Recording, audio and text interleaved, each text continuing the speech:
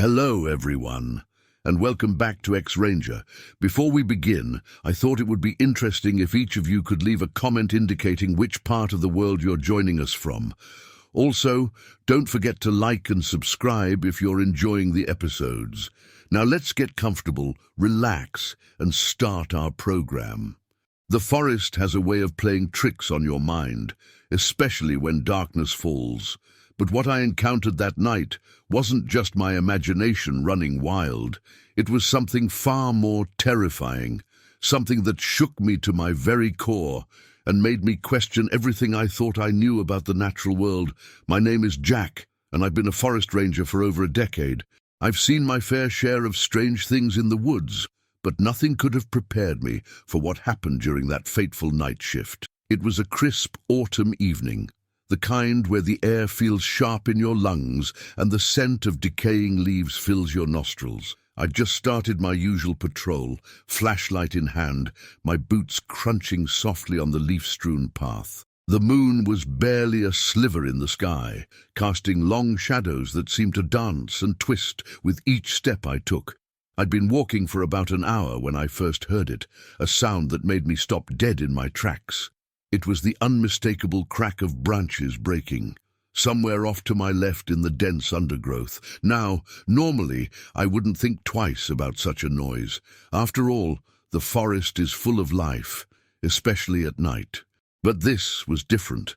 The sound was too heavy, too deliberate to be a deer or even a bear. I swung my flashlight in the direction of the noise, its beam cutting through the darkness like a knife. For a moment, all I could see were the usual trees and bushes, but then, just at the edge of the light, I caught a glimpse of something that made my blood run cold. It was a silhouette, massive and hulking, moving between the trees with an eerie grace that belied its size. The creature was covered in what looked like thick, matted fur, and even from a distance I could tell it was easily 7 or 8 feet tall. But what really got me was the way it moved. Not on 4 legs like a bear, but upright, on 2 legs, like a man. My heart was pounding so hard I could hear it in my ears. Every instinct in my body was screaming at me to run, but years of training kept me rooted to the spot. I knew that whatever this thing was, running would only trigger its predatory instincts. So instead, I stood perfectly still, barely daring to breathe as I watched the creature move through the forest. It seemed to be heading away from me, and for a moment I thought I might be in the clear. But then, without warning, it stopped. I could see its massive head turn, and even though I couldn't make out any features in the darkness, I knew with absolute certainty that it was looking right at me. Time seemed to stand still as we faced each other across the clearing. I could hear my own ragged breathing, loud in the sudden silence of the forest. Even the usual nighttime sounds, the hoot of an owl, the rustle of small animals in the underbrush, had ceased, as if the whole wood was holding its breath. And then, as quickly as it had appeared, the creature was gone, melting back into the shadows with a speed and silence that seemed impossible for something of its size.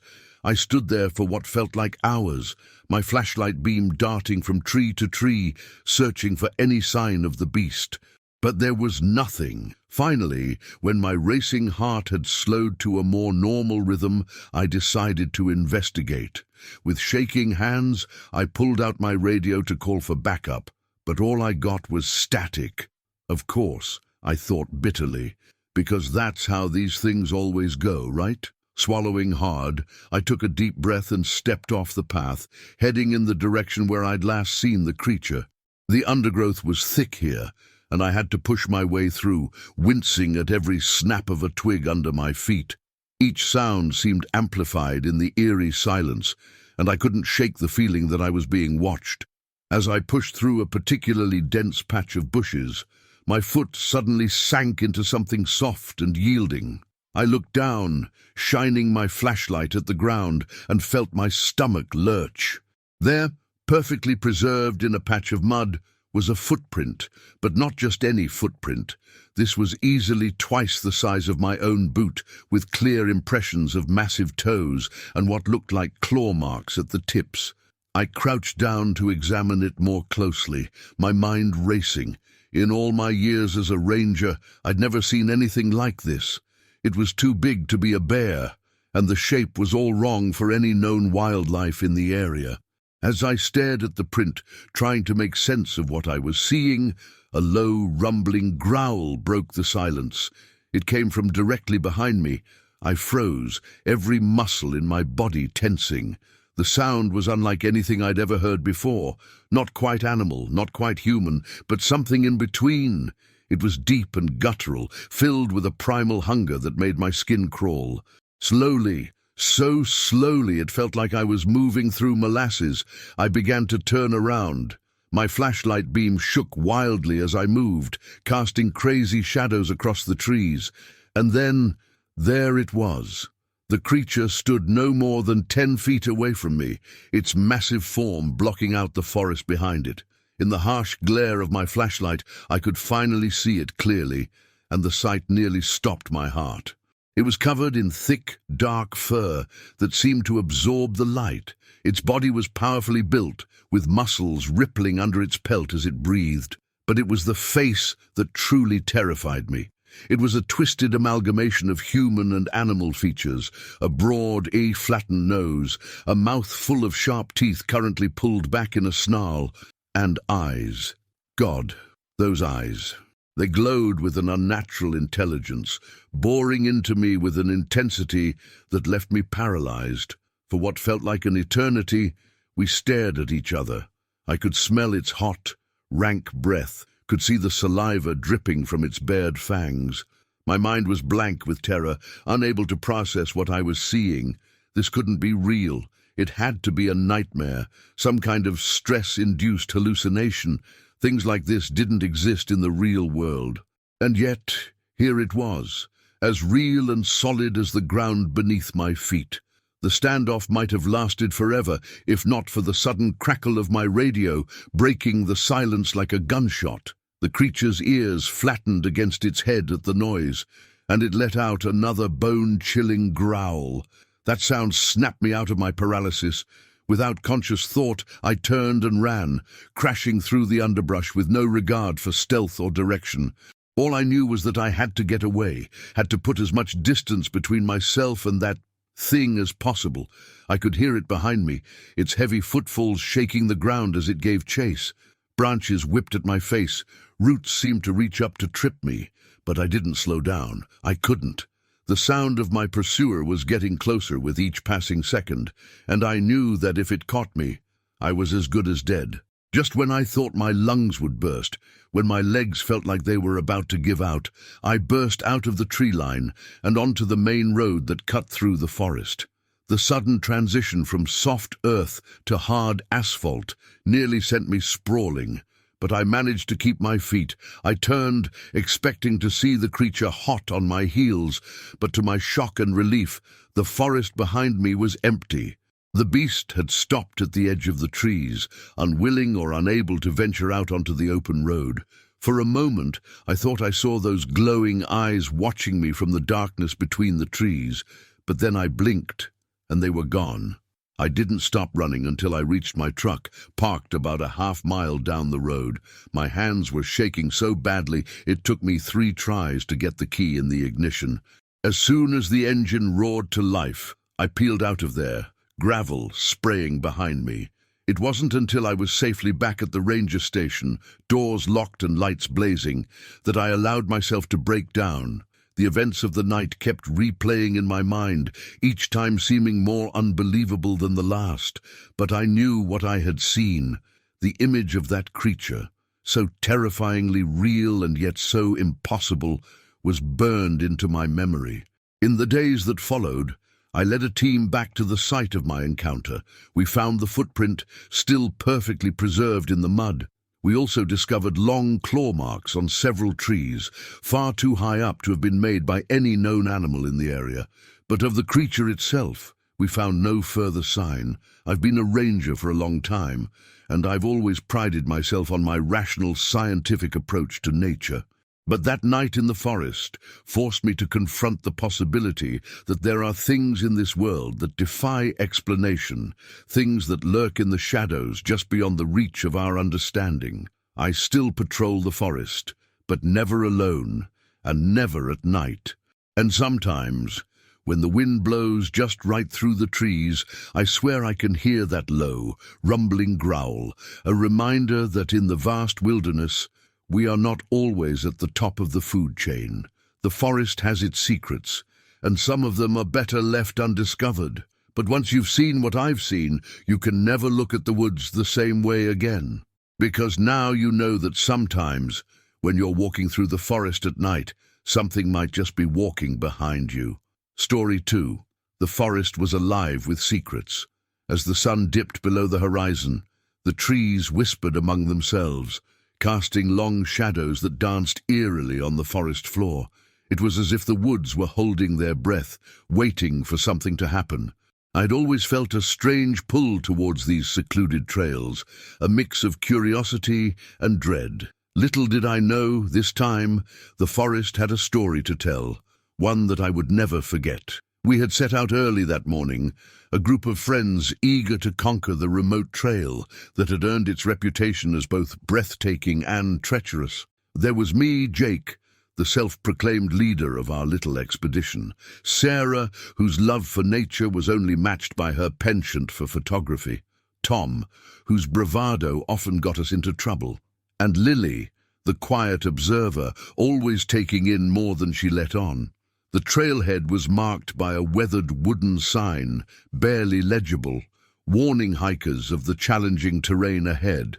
We laughed it off, confident in our abilities and eager to explore the untouched beauty that lay beyond.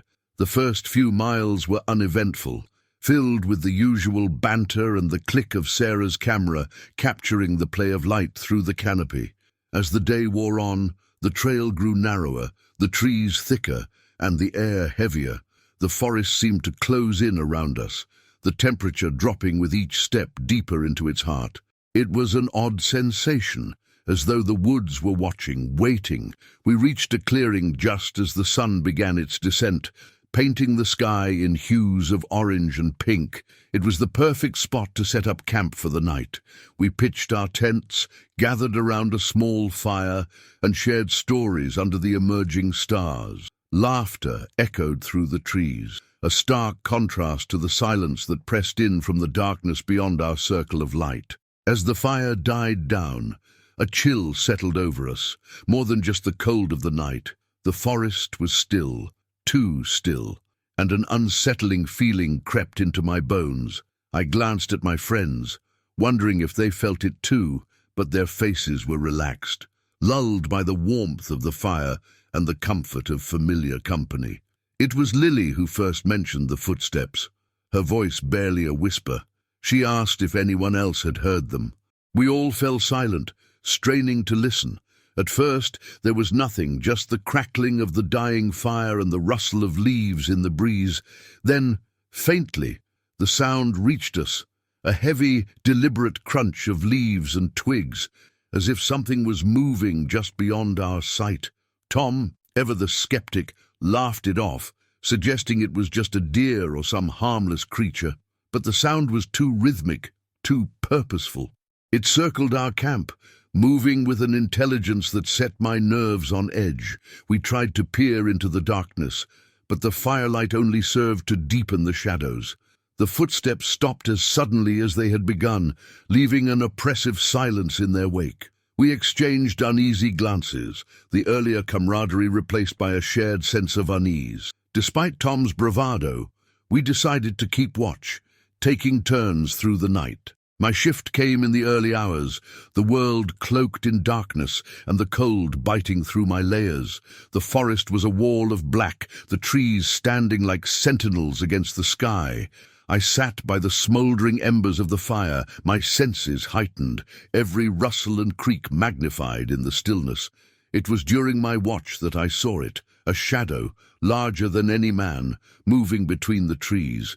It was just a glimpse, A fleeting moment that left me questioning my own eyes. My heart raced, adrenaline flooding my veins as I strained to see more, but the darkness revealed nothing, the figure swallowed by the night. I debated waking the others, but something held me back. Fear, perhaps, or the irrational hope that it was all in my head. I sat there, eyes wide open, until the first light of dawn began to filter through the trees, chasing away the shadows and the fear. Morning brought a sense of relief, the sunlight banishing the terrors of the night. We packed up camp, eager to put distance between us and the unsettling experience. But as we prepared to leave, Sarah called out, her voice tinged with confusion and fear. We gathered around her, following her gaze to the ground. There, in the soft earth, were footprints, huge, inhuman, and unmistakably real. They circled our camp, leading off into the forest, a chilling reminder of the presence that had watched us through the night. The mood shifted, the light-hearted adventure now tinged with fear and urgency. We decided to cut our trip short, the thrill of exploration replaced by the need for safety. As we retraced our steps along the trail, the forest seemed to close in around us, the trees whispering secrets we dared not hear. The journey back was tense, every sound and shadow a potential threat. We moved quickly, driven by an unspoken understanding that we were not alone. The forest, once a place of beauty and wonder, had become a labyrinth of fear and uncertainty. It was midday when we reached the trailhead, the familiar sight of our cars, a welcome relief. We piled in, eager to leave the forest behind, the weight of our experience heavy on our minds. As we drove away, I glanced back, the trees standing tall and silent, their secrets safe for another day. In the days that followed, we spoke little of what had happened. Each of us carried the memory in our own way, the encounter a shadow that lingered at the edges of our thoughts. The forest had shown us its darker side, a reminder of the mysteries that lay hidden in the world around us. I often find myself drawn back to that trail, the call of the unknown, a siren song I cannot resist. But I have yet to return, the memory of those footsteps, a cautionary tale I cannot ignore. The forest waits, its secrets buried deep, a story untold, a mystery unsolved, and perhaps one day I will find the courage to seek the truth hidden within its depths. Story 3. I've always been a skeptic. Ghost stories, urban legends, cryptids. I never bought into any of it, but after what happened on our family camping trip last summer, I'm not so sure anymore. Some things you can't explain away, no matter how hard you try. My name's Sarah, and I'm a high school science teacher. My husband, Mike, and our 2 kids, Ethan, 12, and Lily, 9, love the outdoors. We try to go camping at least once a year, usually to well-known spots in state parks. But this time, Mike had heard about a more remote area from a colleague at work. It was supposed to be beautiful, untouched wilderness with great hiking trails and a pristine lake for swimming. What Mike's colleague failed to mention was that the area was also known for alleged Bigfoot sightings. We arrived at the campsite late Friday afternoon. The drive had been long, the last hour on a bumpy dirt road that seemed to go on forever. But when we finally reached our destination, I had to admit it was worth it. The clearing was perfect, a flat area surrounded by towering pines, with a small stream bubbling nearby. As Mike and I set up the tent, Ethan and Lily explored the edges of the clearing, collecting pine cones and interesting rocks. The air was crisp and clean, filled with the scent of pine needles and wild herbs. It was exactly the kind of getaway we'd been hoping for. We spent the rest of the daylight hours setting up camp, gathering firewood and roasting hot dogs over the campfire. As night fell, we huddled around the fire, telling stories and roasting marshmallows. It was perfect, until Ethan asked the question that would change everything. "Dad, is it true that Bigfoot lives in these woods?" Mike chuckled, shooting me a quick glance. "Where'd you hear that, buddy?" Ethan shrugged. "Some kids at school were talking about it. They said this area is famous for Bigfoot sightings." I could see the excitement building in Lily's eyes and decided to nip this in the bud.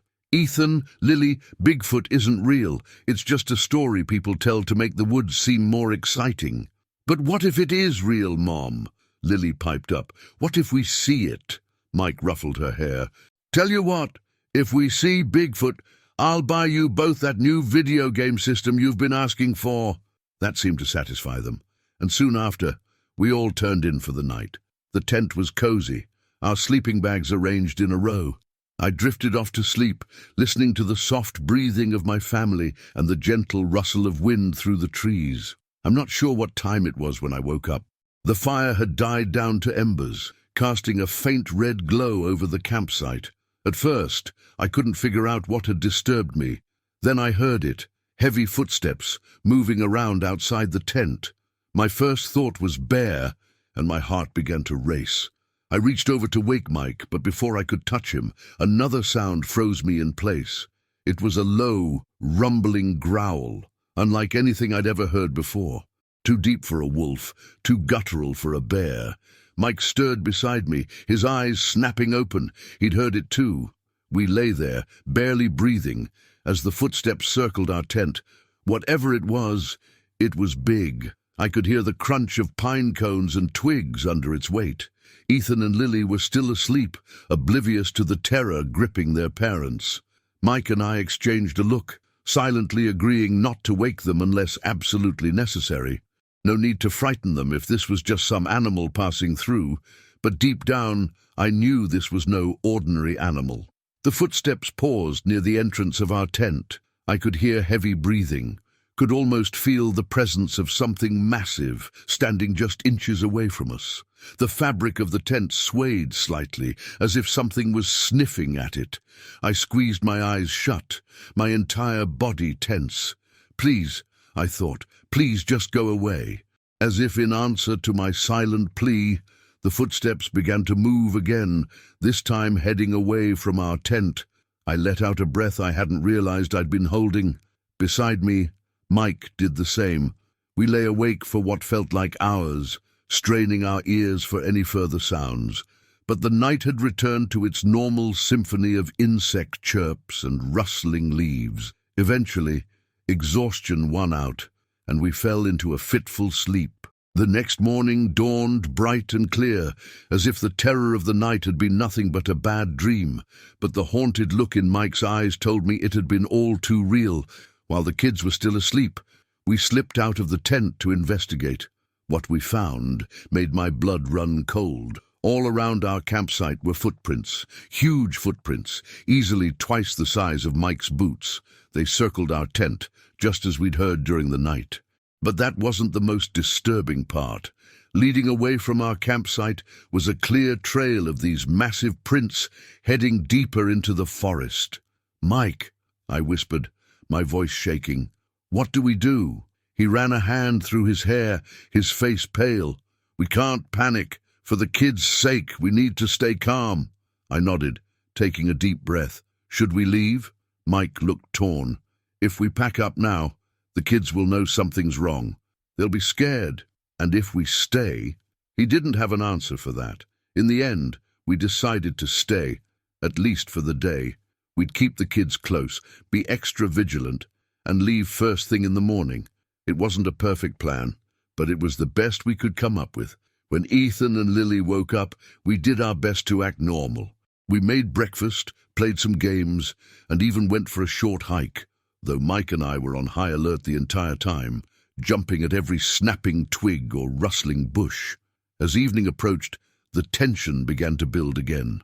Neither Mike nor I wanted to experience another night like the last one, but we couldn't think of a good reason to leave that wouldn't alarm the kids. We were sitting around the campfire, the twilight deepening around us, when Lily suddenly sat up straight, her eyes wide. "Did you hear that?" she asked. We all fell silent, listening. For a moment, all I could hear was the crackling of the fire. Then, from somewhere in the darkness beyond our campsite, came a long, mournful howl. It wasn't a wolf. It wasn't anything I'd ever heard before. It was deep and resonant, almost human-like in its complexity, and it was close. Ethan grabbed my arm, his face pale.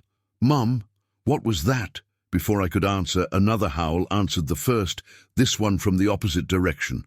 We were surrounded. Mike jumped to his feet, everyone in the tent. Now! We didn't argue. Abandoning our dinner and the fire, we scrambled into the tent. Mike zipped up the entrance, then positioned himself near it, a heavy flashlight in his hand, the closest thing we had to a weapon. The howls continued, sometimes closer, sometimes further away. It was as if whatever was out there was circling our camp, calling to each other. Lily was crying softly, her face buried in my shoulder. Ethan was trying to be brave, but I could see the fear in his eyes. I held them both close, wishing I could promise them that everything would be okay, but the words stuck in my throat, because I knew, with a certainty that terrified me, that we were in real danger. The night wore on, a nightmare of strange noises and tense silence. Sometimes we'd hear those heavy footsteps again, moving around our tent. Other times, there would be a sudden crash in the forest, as if something large was moving through the underbrush. None of us slept. We sat huddled together, jumping at every sound, praying for daylight. When the first grey light of dawn finally began to filter through the tent fabric, the noises gradually faded away. We waited another hour, hardly daring to breathe, before Mike cautiously unzipped the tent and peered out. "It's clear," he said, his voice hoarse from the long night. We emerged from the tent on shaky legs, blinking in the pale morning light. The campsite was a mess. Our chairs were overturned, the remnants of last night's dinner scattered across the ground, and there, in the soft earth around our tent, were those massive footprints again, even more than before. But it was what we saw at the edge of the clearing that finally broke us. There, on a large pine tree, about 7 feet up the trunk, were deep claw marks, the bark stripped away in long, parallel lines. We didn't say a word. We didn't need to. As one, we turned and began packing up our gear. The kids, sensing our urgency, didn't even complain. In record time, we had the car loaded and were bouncing down that dirt road, leaving the campsite far behind. As we drove, Ethan finally broke the silence. It was real, wasn't it? Bigfoot. It was really out there. Mike and I exchanged a look. How could we explain something we didn't understand ourselves? "I don't know what it was," I finally said, "but whatever's out there, I think it's best we leave it alone." We never went camping in that area again. In fact, it was a long time before we went camping anywhere. The memory of that night, of those howls and footsteps, haunted us all. I'm still a science teacher. I still believe in facts and evidence. But now I also believe that there are things in this world that science can't explain. Things that lurk in the dark forests, just beyond the reach of our understanding. And sometimes, when I'm grading papers late at night and the house is quiet, I swear I can hear a distant, mournful howl. And I wonder what's really out there. In the wilderness we think we've tamed. Story 4. The forest stretched out before me, an endless sea of green beneath the fading light of dusk. From my perch high in the observation tower, I could see the treetops swaying gently in the evening breeze, a rhythmic dance that belied the secrets hidden beneath their canopy. It was a view I had come to know intimately over my years as a park ranger, a landscape both familiar and mysterious. But tonight there was something different in the air, a tension that prickled at the back of my neck, as if the woods themselves were holding their breath, waiting for something to happen. I settled into my chair, the old wood creaking under my weight, and adjusted the binoculars hanging around my neck. The sun had dipped below the horizon, leaving a band of orange and purple in its wake, the last vestiges of daylight quickly swallowed by the encroaching night. The radio crackled beside me, a comforting reminder of the connection to the outside world, though it had been silent for hours. As the darkness deepened, the forest came alive with sound. The chirping of crickets, the distant hoot of an owl, the rustle of leaves as nocturnal creatures began their nightly routines. I listened, letting the symphony of the night wash over me, grounding myself in its familiar rhythm. But beneath the usual sounds, there was something else, a faint whisper of unease that I couldn't quite place. I scanned the tree line through my binoculars, searching for the source of my disquiet. The forest was a patchwork of shadows, the moon casting a silvery glow over the landscape. Everything seemed as it should be, yet the feeling persisted, a gnawing sense of being watched that I couldn't shake. It was then that I saw it, a movement, subtle and almost imperceptible, at the edge of my vision. I focused, my heart quickening as I tried to make sense of what I was seeing. There, among the trees, a figure moved, large, upright and distinctly out of place. It was too far to make out details, but its silhouette was unmistakable against the backdrop of the forest. I blinked, half convinced it was a trick of the light, a shadow cast by the swaying branches, but when I looked again, it was still there, moving with a deliberate slowness that sent a chill down my spine. I reached for the radio, my fingers clumsy with adrenaline, and pressed the button to call in, only to be met with static. The connection was dead, the comforting crackle gone, replaced by an ominous silence. I tried again, adjusting the dial, hoping for a miracle, but it was no use. The radio was out, and with it my link to the world beyond the tower. I was alone. I turned back to the window, my eyes straining against the darkness, but the figure had disappeared, swallowed by the shadows. I listened intently, the sounds of the forest amplified in the stillness of the night. The footsteps, when they came, were soft, almost gentle, but there was no mistaking their intent. They circled the tower, a predator stalking its prey, and I was the prey.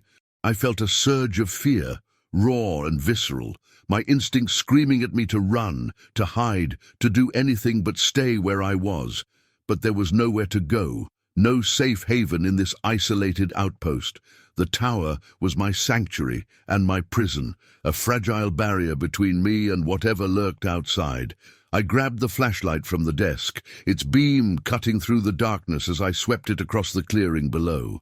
The light caught on the trunks of trees, the glint of leaves, but nothing else. No eyes reflecting back at me, no shape moving in the shadows, only the persistent rustle of leaves and the whisper of the wind.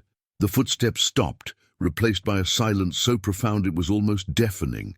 I held my breath, listening, waiting, every muscle tensed for action. Minutes passed, stretching into eternity, the night dragging on with agonizing slowness. And then a sound, soft and low, like a growl carried on the wind. It was close, too close, and it sent a shiver of dread coursing through me. I backed away from the window, the flashlight shaking in my hand, and tried to think, to plan, to do anything but succumb to the fear that threatened to overwhelm me. The growl came again, followed by a scrape, like claws against wood. It was at the base of the tower, testing, probing, searching for a way in. I felt the vibration through the floorboards, a subtle reminder of my vulnerability, of the thin walls that separated me from whatever was out there. I retreated further into the room, my mind racing with possibilities, none of them good. The flashlight flickered, its battery dying, and I cursed under my breath, fumbling for the spare I hoped was in the drawer. The darkness pressed in around me, oppressive and all-consuming, and I fought to keep my breathing steady, to maintain some semblance of control. The scratching stopped, replaced by a new sound, a thud, rhythmic and deliberate, as if something was climbing the tower. My heart pounded in my chest, each beat a countdown to whatever was coming. I clutched the flashlight, its beam weak but steady, and prepared myself for the worst. The thudding grew louder, closer, until it was directly beneath me. I forced myself to the window, peering out into the night, hoping for a glimpse of what was coming. But there was nothing, only the darkness and the sound of my own fear, and then silence. It stretched on, an eternity of waiting, of anticipation, of dread. I held my breath, every nerve on edge, waiting for the next move, the next sound, the next moment that would shatter the fragile peace. But nothing came. The night wore on, the minutes dragging into hours, the forest slowly returning to its normal rhythm. The crickets resumed their song, the owl hooted once more, and the wind whispered through the trees. The sense of danger, of being watched, slowly ebbed away, leaving me exhausted and on edge. As dawn broke, the first light of day casting a golden glow over the forest, I finally allowed myself to breathe. The fear lingered, a shadow at the edge of my consciousness, but the immediate threat had passed. I scanned the tree line one last time, searching for any sign of the figure, but it was gone, as if it had never been. With the radio still dead, I packed up my things, eager to leave the tower and its haunting memories behind. As I descended the stairs, the morning light revealed the truth: deep gouges in the wood, the unmistakable marks of claws, a chilling reminder of the night's events. I reached the ground, the forest welcoming in the daylight, its secrets hidden once more. I walked away from the tower, my mind replaying the night over and over, questions unanswered, mysteries unsolved. The forest had shown me its darker side, a glimpse of the unknown that lurked within its depths, and as I left, I knew I would return, drawn back by the mystery, the danger, the call of the wild that whispered my name. The forest had a story to tell, and I was determined to hear it, no matter the cost. Story 5. They say a picture is worth 1,000 words, but the photo we captured that day in the dense forests of the Pacific Northwest left us speechless. It wasn't what we saw in the moment that chilled us to the bone, but what we discovered later, when the image was blown up on our computer screens. Some things, once seen, can never be unseen. My name is Alex, and I've been a wildlife photographer for over 15 years. My partner, both in life and work, is Jamie. We've traveled the world capturing images of rare and elusive creatures, from snow leopards in the Himalayas to jaguars in the Amazon. But nothing could have prepared us for what we encountered in our own backyard, so to speak. It was early October when we set out for a week-long expedition in the old-growth forests of Washington state. We'd heard rumors of unusual animal activity in the area, sightings of creatures that didn't quite fit any known species. As skeptics and scientists at heart, we were intrigued. If there was something new out there, we wanted to be the ones to document it. The first few days were uneventful. We hiked deep into the forest, setting up camp in a small clearing surrounded by towering cedars and Douglas firs. The air was thick with the scent of damp earth and decaying leaves, and a persistent mist clung to everything, giving the woods an otherworldly feel. We spent our days trekking through the undergrowth, cameras at the ready. We captured plenty of typical wildlife: deer, elk, the occasional black bear in the distance, but nothing out of the ordinary. As the days passed, I could sense Jamie's growing frustration. "Maybe we're wasting our time," she said on the fourth night as we huddled around our small campfire. "These unusual sightings are probably just people's imaginations running wild." I nodded, but something kept nagging at me. The forest felt different, oppressive, almost, like we were being watched. I'd spent enough time in the wilderness to trust my instincts, and right now they were screaming that something wasn't right. "Let's give it one more day," I suggested. "If we don't find anything tomorrow, we'll pack up and head home." Jamie agreed, and we turned in for the night. But sleep didn't come easily. The usual nighttime sounds of the forest seemed muted, as if the wildlife was holding its breath, and more than once I could have sworn I heard heavy footsteps moving around our tent. The next morning dawned grey and misty. We set out early, determined to make the most of our last day. We hiked further than we had on previous days, pushing deeper into the heart of the forest. The trees here were older, their trunks massive and gnarled. The canopy was so thick that little sunlight penetrated, leaving us in a perpetual twilight. It was late afternoon when it happened. We had stopped in a small clearing to adjust our equipment when Jamie suddenly grabbed my arm. "Alex," she whispered, her voice tight with excitement. "Look." I followed her gaze and felt my heart skip a beat. There, at the edge of the clearing, was a dark shape moving between the trees. It was big, much bigger than a bear, and it moved with an odd, loping gait that was neither fully animal nor human. Without thinking, we raised our cameras and started shooting. The creature was partially obscured by the trees and mist. but we managed to get several shots before it disappeared into the undergrowth. For a moment, we just stood there, staring at the spot where it had been. "Did you see that?" Jamie's voice was barely audible. "What was it?" I shook my head, unable to form words. What we had seen defied explanation. It was like nothing I'd encountered in all my years of wildlife photography. We spent the rest of the day combing the area, looking for tracks or any other sign of the creature's passage, but the forest floor was covered in a thick layer of moss and fallen leaves, obscuring any prints. As darkness began to fall, we reluctantly made our way back to camp. That night, huddled in our tent, we reviewed the photos on our laptop.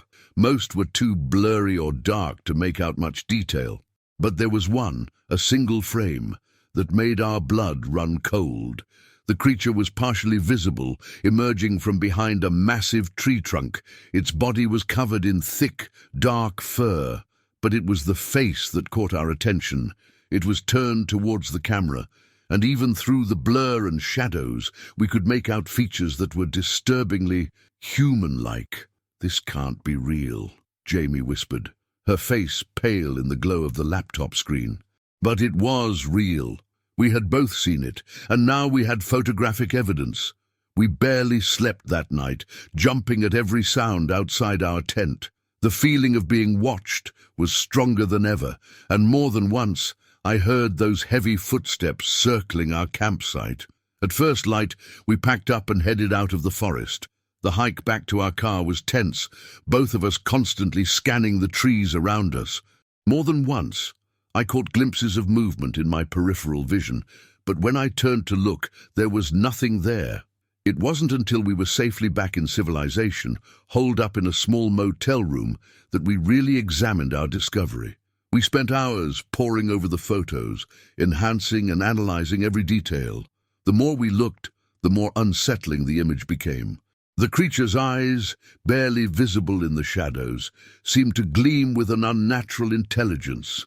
Its hand, gripping the tree trunk, had opposable thumbs, and its stance, half hidden though it was, appeared to be bipedal. What if... Jamie's voice trailed off, but I knew what she was thinking.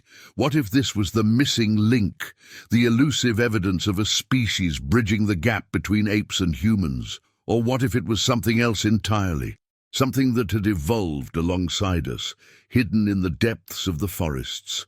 The implications were staggering. If we released this photo, it would turn the scientific community upside down.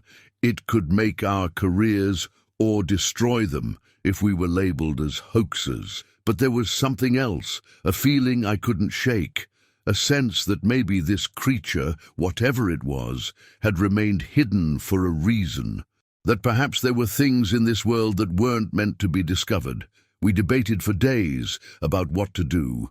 In the end, we decided to sit on the evidence, at least for now. We needed time to process what we'd seen, to come to terms with the way it had shaken our understanding of the natural world. We returned home, but things weren't the same. We found ourselves jumping at shadows, startling at unexpected noises. The memory of those eyes, that face that was almost but not quite human, haunted our dreams. Weeks passed, and we threw ourselves into other projects, trying to distract ourselves from the weight of our secret. But I couldn't stop thinking about the creature. Was it still out there, roaming the forests? Were there others like it? And most troublingly, did it know we had seen it? One night, about a month after our expedition, I woke to a strange sound outside our bedroom window. It was a low, rumbling vocalization, not quite a growl, not quite speech. My blood ran cold as I recognized it. It was the same sound we had heard in the forest that day. I rushed to the window, heart pounding, but by the time I got there, whatever had made the noise was gone. All I saw was the edge of something large disappearing into the shadows of the trees that bordered our property. The next morning, we found footprints in the soft earth of our garden, large, humanoid prints, just like the ones we had seen in the forest. It had followed us home. That was the moment we realized this discovery was bigger than us, bigger than our careers or the scientific community. We were dealing with something intelligent, something that had managed to remain hidden from human eyes for who knows how long, and now it knew we had seen it. We've since moved, leaving behind our home on the edge of the forest for a small apartment in the city. We never published the photo or spoke to anyone about what we saw. Some nights I still wake up in a cold sweat, the image of that creature burned into my mind. I've spent my life documenting the natural world, believing that with enough patience and skill, any animal could be captured on film. But now I know better. There are some things out there that don't want to be found, some mysteries that are better left unsolved, and sometimes, when I look out at the city lights from our apartment window, I can't help but wonder, what else is out there, hiding just beyond the reach of our cameras and our understanding? And more importantly, what happens when it decides it's tired of hiding? Story 6. The cabin stood at the edge of the lake, a solitary sentinel against the backdrop of an ancient forest. Its weathered logs and creaky porch spoke of years spent battling the elements, a refugee for those seeking solitude in the embrace of nature. As we approached, the wind whispered through the trees, carrying with it the scent of pine and the promise of adventure. But beneath the surface, an undercurrent of unease tugged at my senses, a warning I was too eager to ignore. It was supposed to be a perfect weekend. Just me and my best friend, Dave, escaping the chaos of city life for a few days of fishing and relaxation. We had rented the cabin site unseen, lured by the promise of pristine waters and the kind of quiet that only the wilderness could offer. As we unloaded the car, the sun dipped low on the horizon, casting long shadows that stretched across the clearing. The cabin was rustic, to say the least. A single room with a small kitchen, a couple of cots, and a fireplace that looked like it had seen better days. But it was charming in its simplicity, and we quickly made ourselves at home, eager to start our weekend of leisure. The first night passed uneventfully, the sounds of the forest lulling us to sleep, the gentle lapping of the lake against the shore, the rustle of leaves in the breeze, the distant call of an owl. It was a symphony of nature that wrapped around us like a comforting blanket. The next day dawned bright and clear, the lake a mirror reflecting the sky.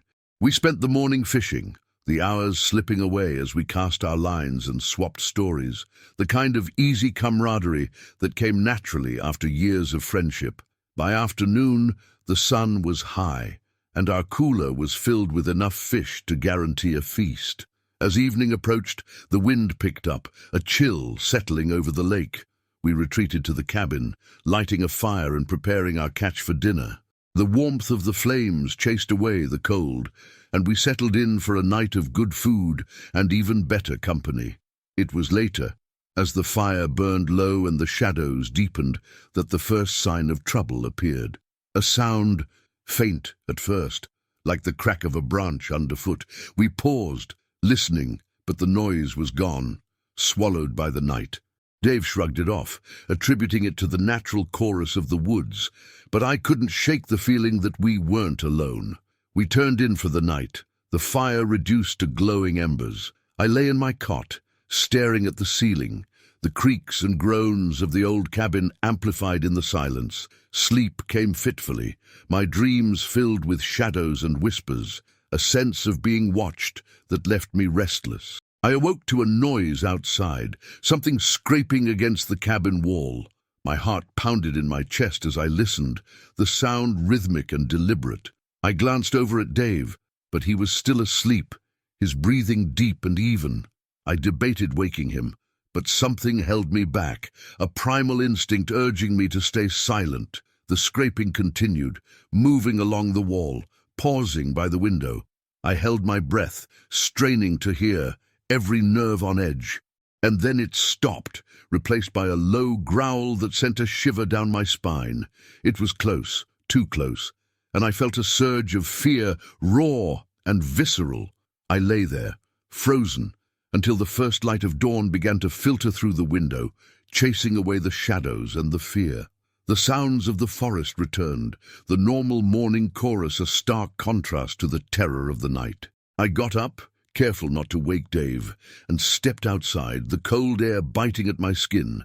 The ground was soft with dew, and as I circled the cabin, I found them, tracks, large and unmistakably inhuman, leading away from the cabin and into the woods.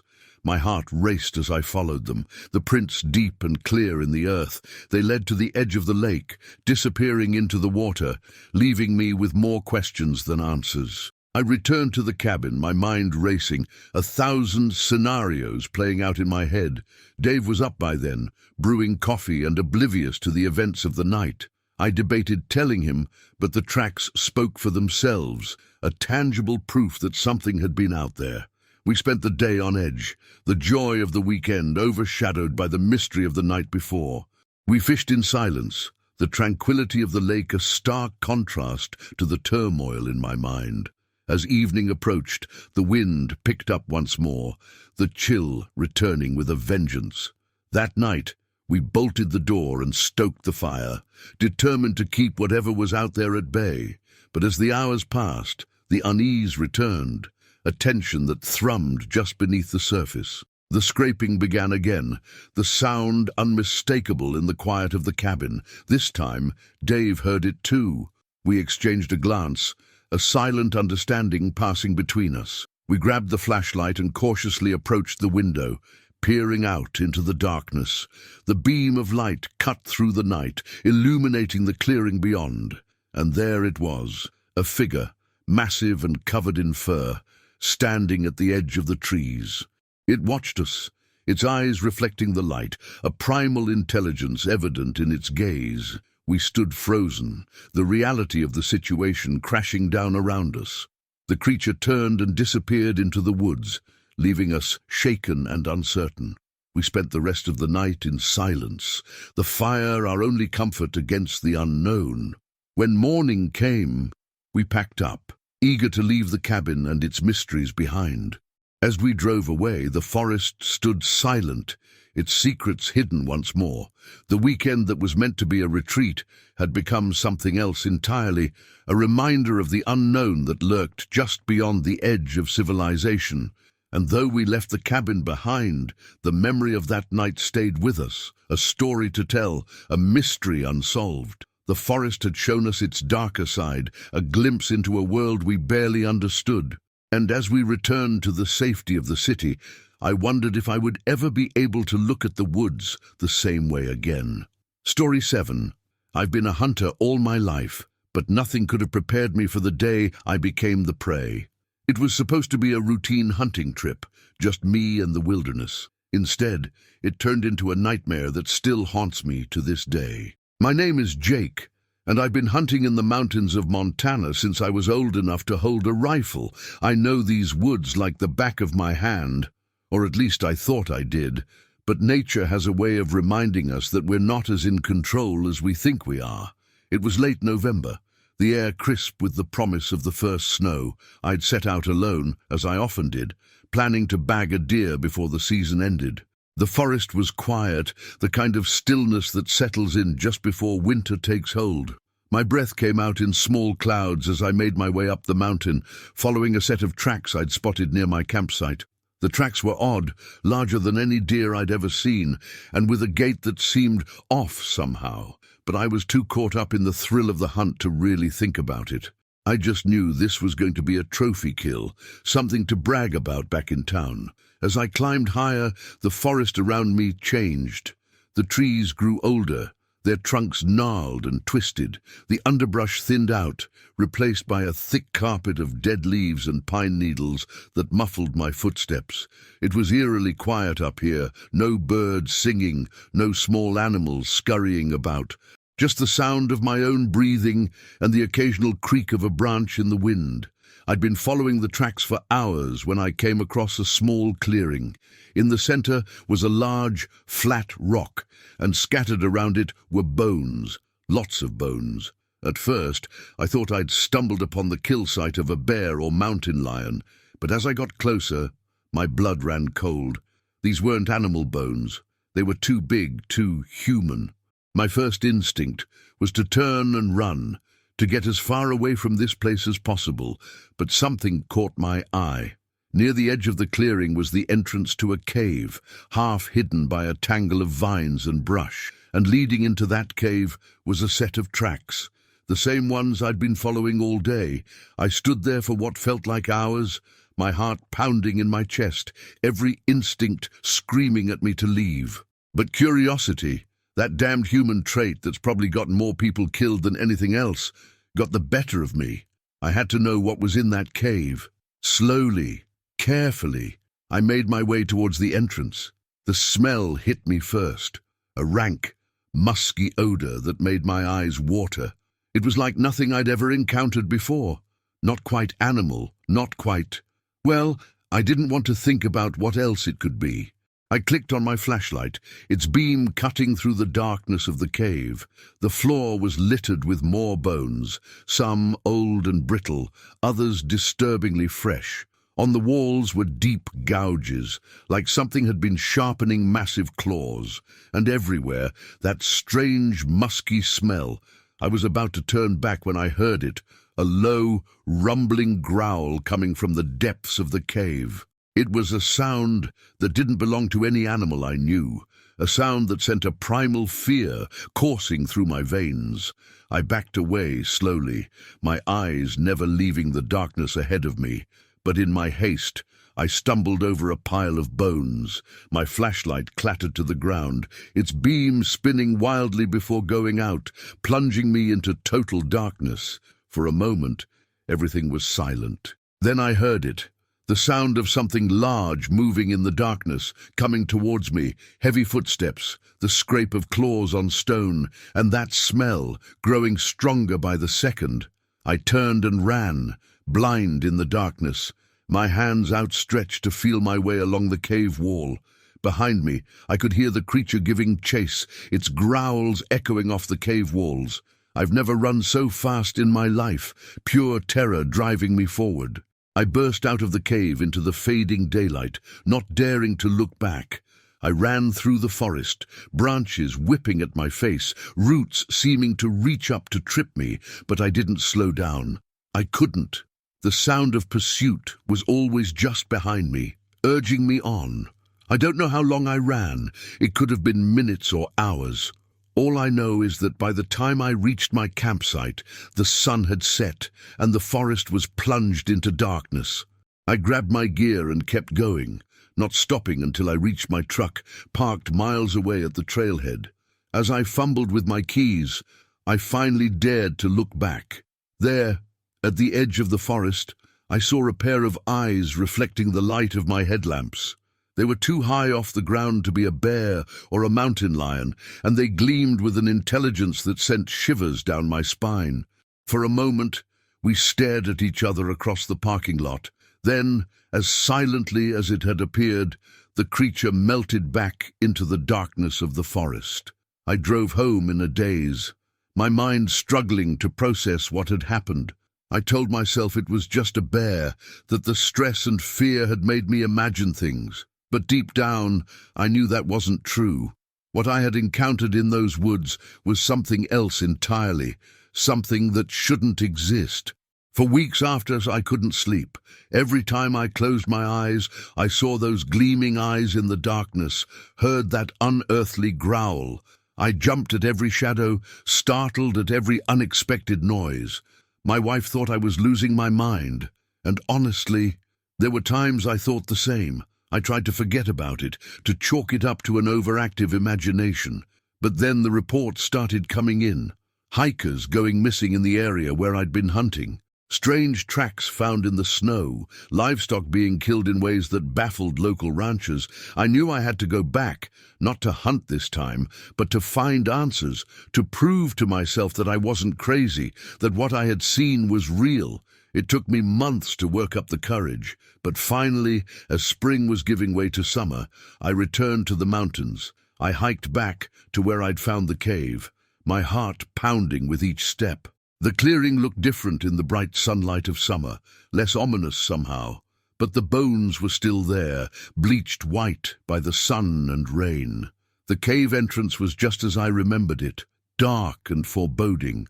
I stood at the threshold, flashlight in hand, debating whether to go in. That's when I noticed something on the ground near my feet. It was a tuft of fur, coarse and dark, caught on a thorny bush. With shaking hands, I picked it up.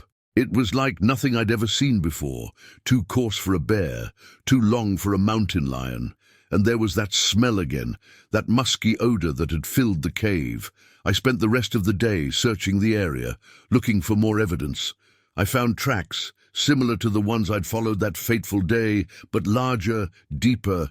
In a muddy bank near a stream, I found a clear print, 5 toes, with clear claw marks, easily twice the size of my own foot. As the sun began to set, I knew I had to leave. Whatever was out here, I didn't want to encounter it in the dark again. But as I made my way back to my truck, I couldn't shake the feeling that I was being watched. Every rustle in the underbrush, every snapping twig made me spin around, half expecting to see those gleaming eyes staring back at me. I made it back safely, but the experience left me with more questions than answers. What was out there in those mountains? Was it some undiscovered species, a relic from a time long past? Or was it something else entirely, something that defied scientific explanation? I've spent countless hours researching since then, poring over old legends and folklore, comparing my experience with other sightings and encounters, and I've come to a chilling conclusion. There are things in this world that we can't explain, creatures that lurk in the shadows of our so-called civilized world. I still hunt, but never alone, and never in that part of the mountains. Sometimes, when I'm in the woods and the wind is just right, I catch a whiff of that musky odor, and my blood runs cold, and I know with a certainty that terrifies me that it's out there still, watching and waiting. So if you're ever in the mountains of Montana and you come across tracks you can't identify or hear a growl that doesn't sound quite right, remember my story. Remember that in the wild, we're not always the hunters. Sometimes we're the prey, and some predators are better left undiscovered. Story 8. The storm rolled in faster than I had anticipated, transforming the serene winter landscape into a tempest of wind and snow. The sky, once a placid grey, darkened ominously as I trudged through the forest, my rifle slung over my shoulder and my breath misting in the icy air. I had ventured deep into these woods in search of game, but as the first flakes began to fall, I knew I needed to find shelter, and fast.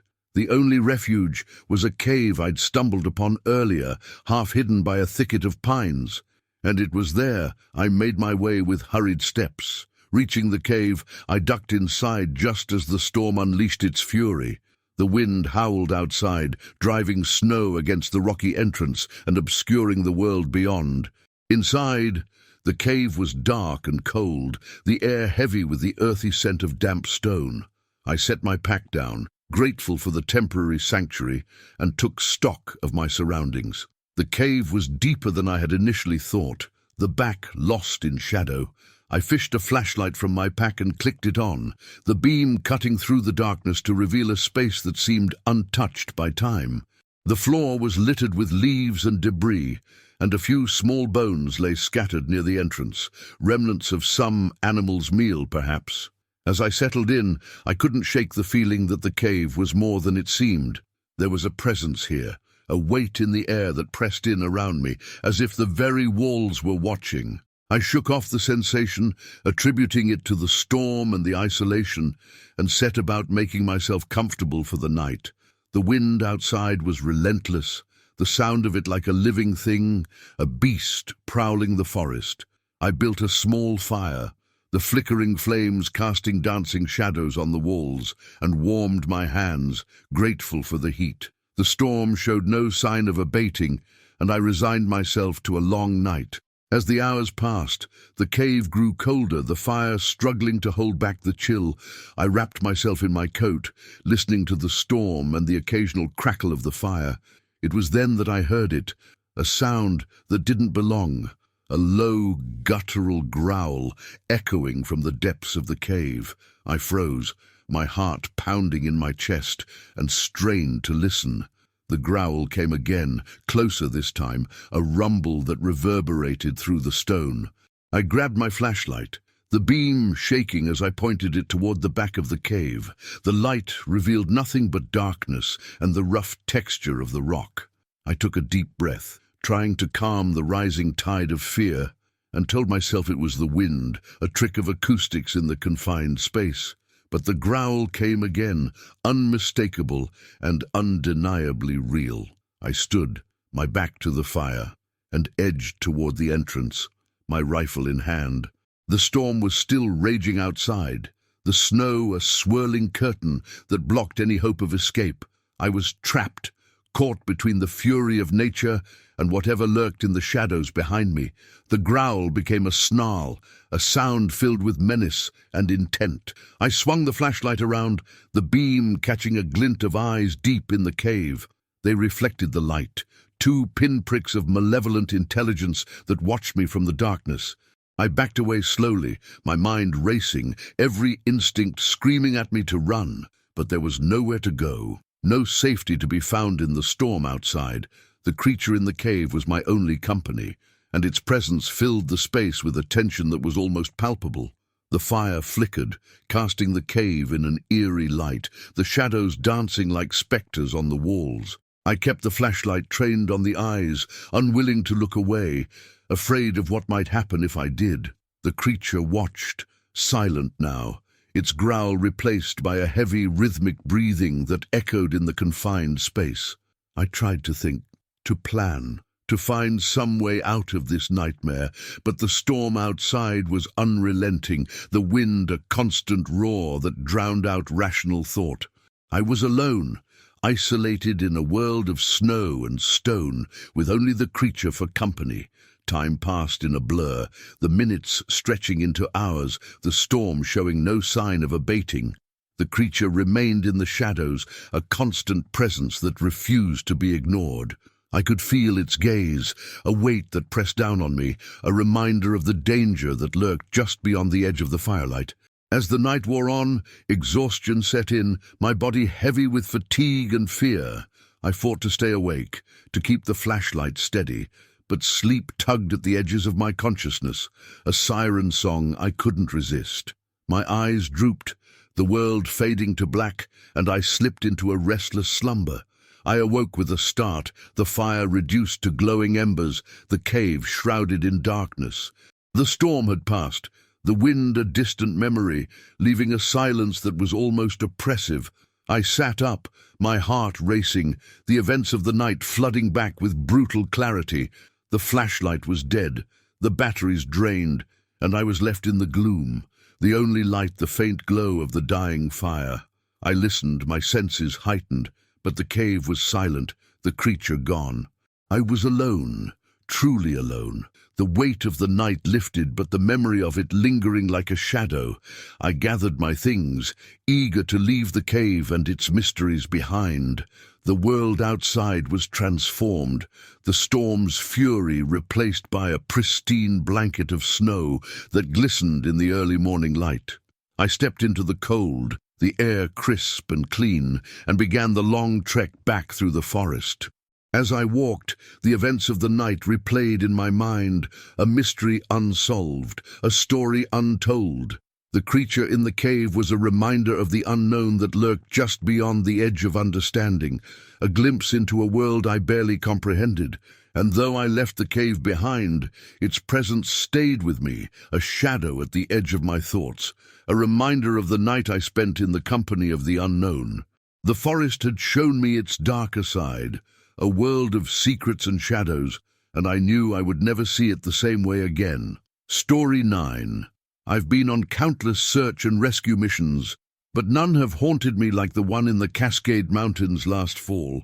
What started as a routine operation to find a lost hiker turned into a nightmare that still keeps me awake at night. Some things you see in those mountains can't be explained, and some sounds, well, they stay with you forever.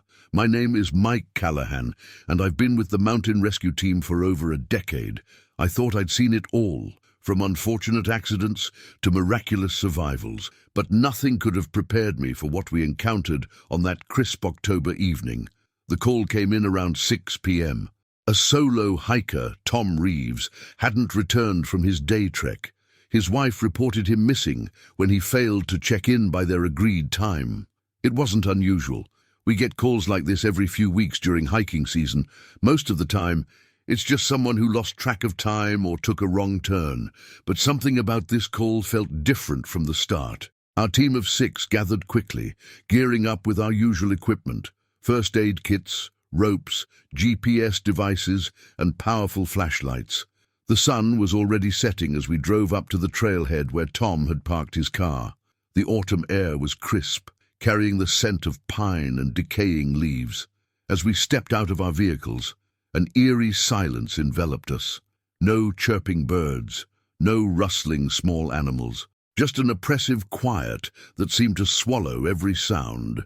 We split into 2 groups of 3, each taking a different section of the trail.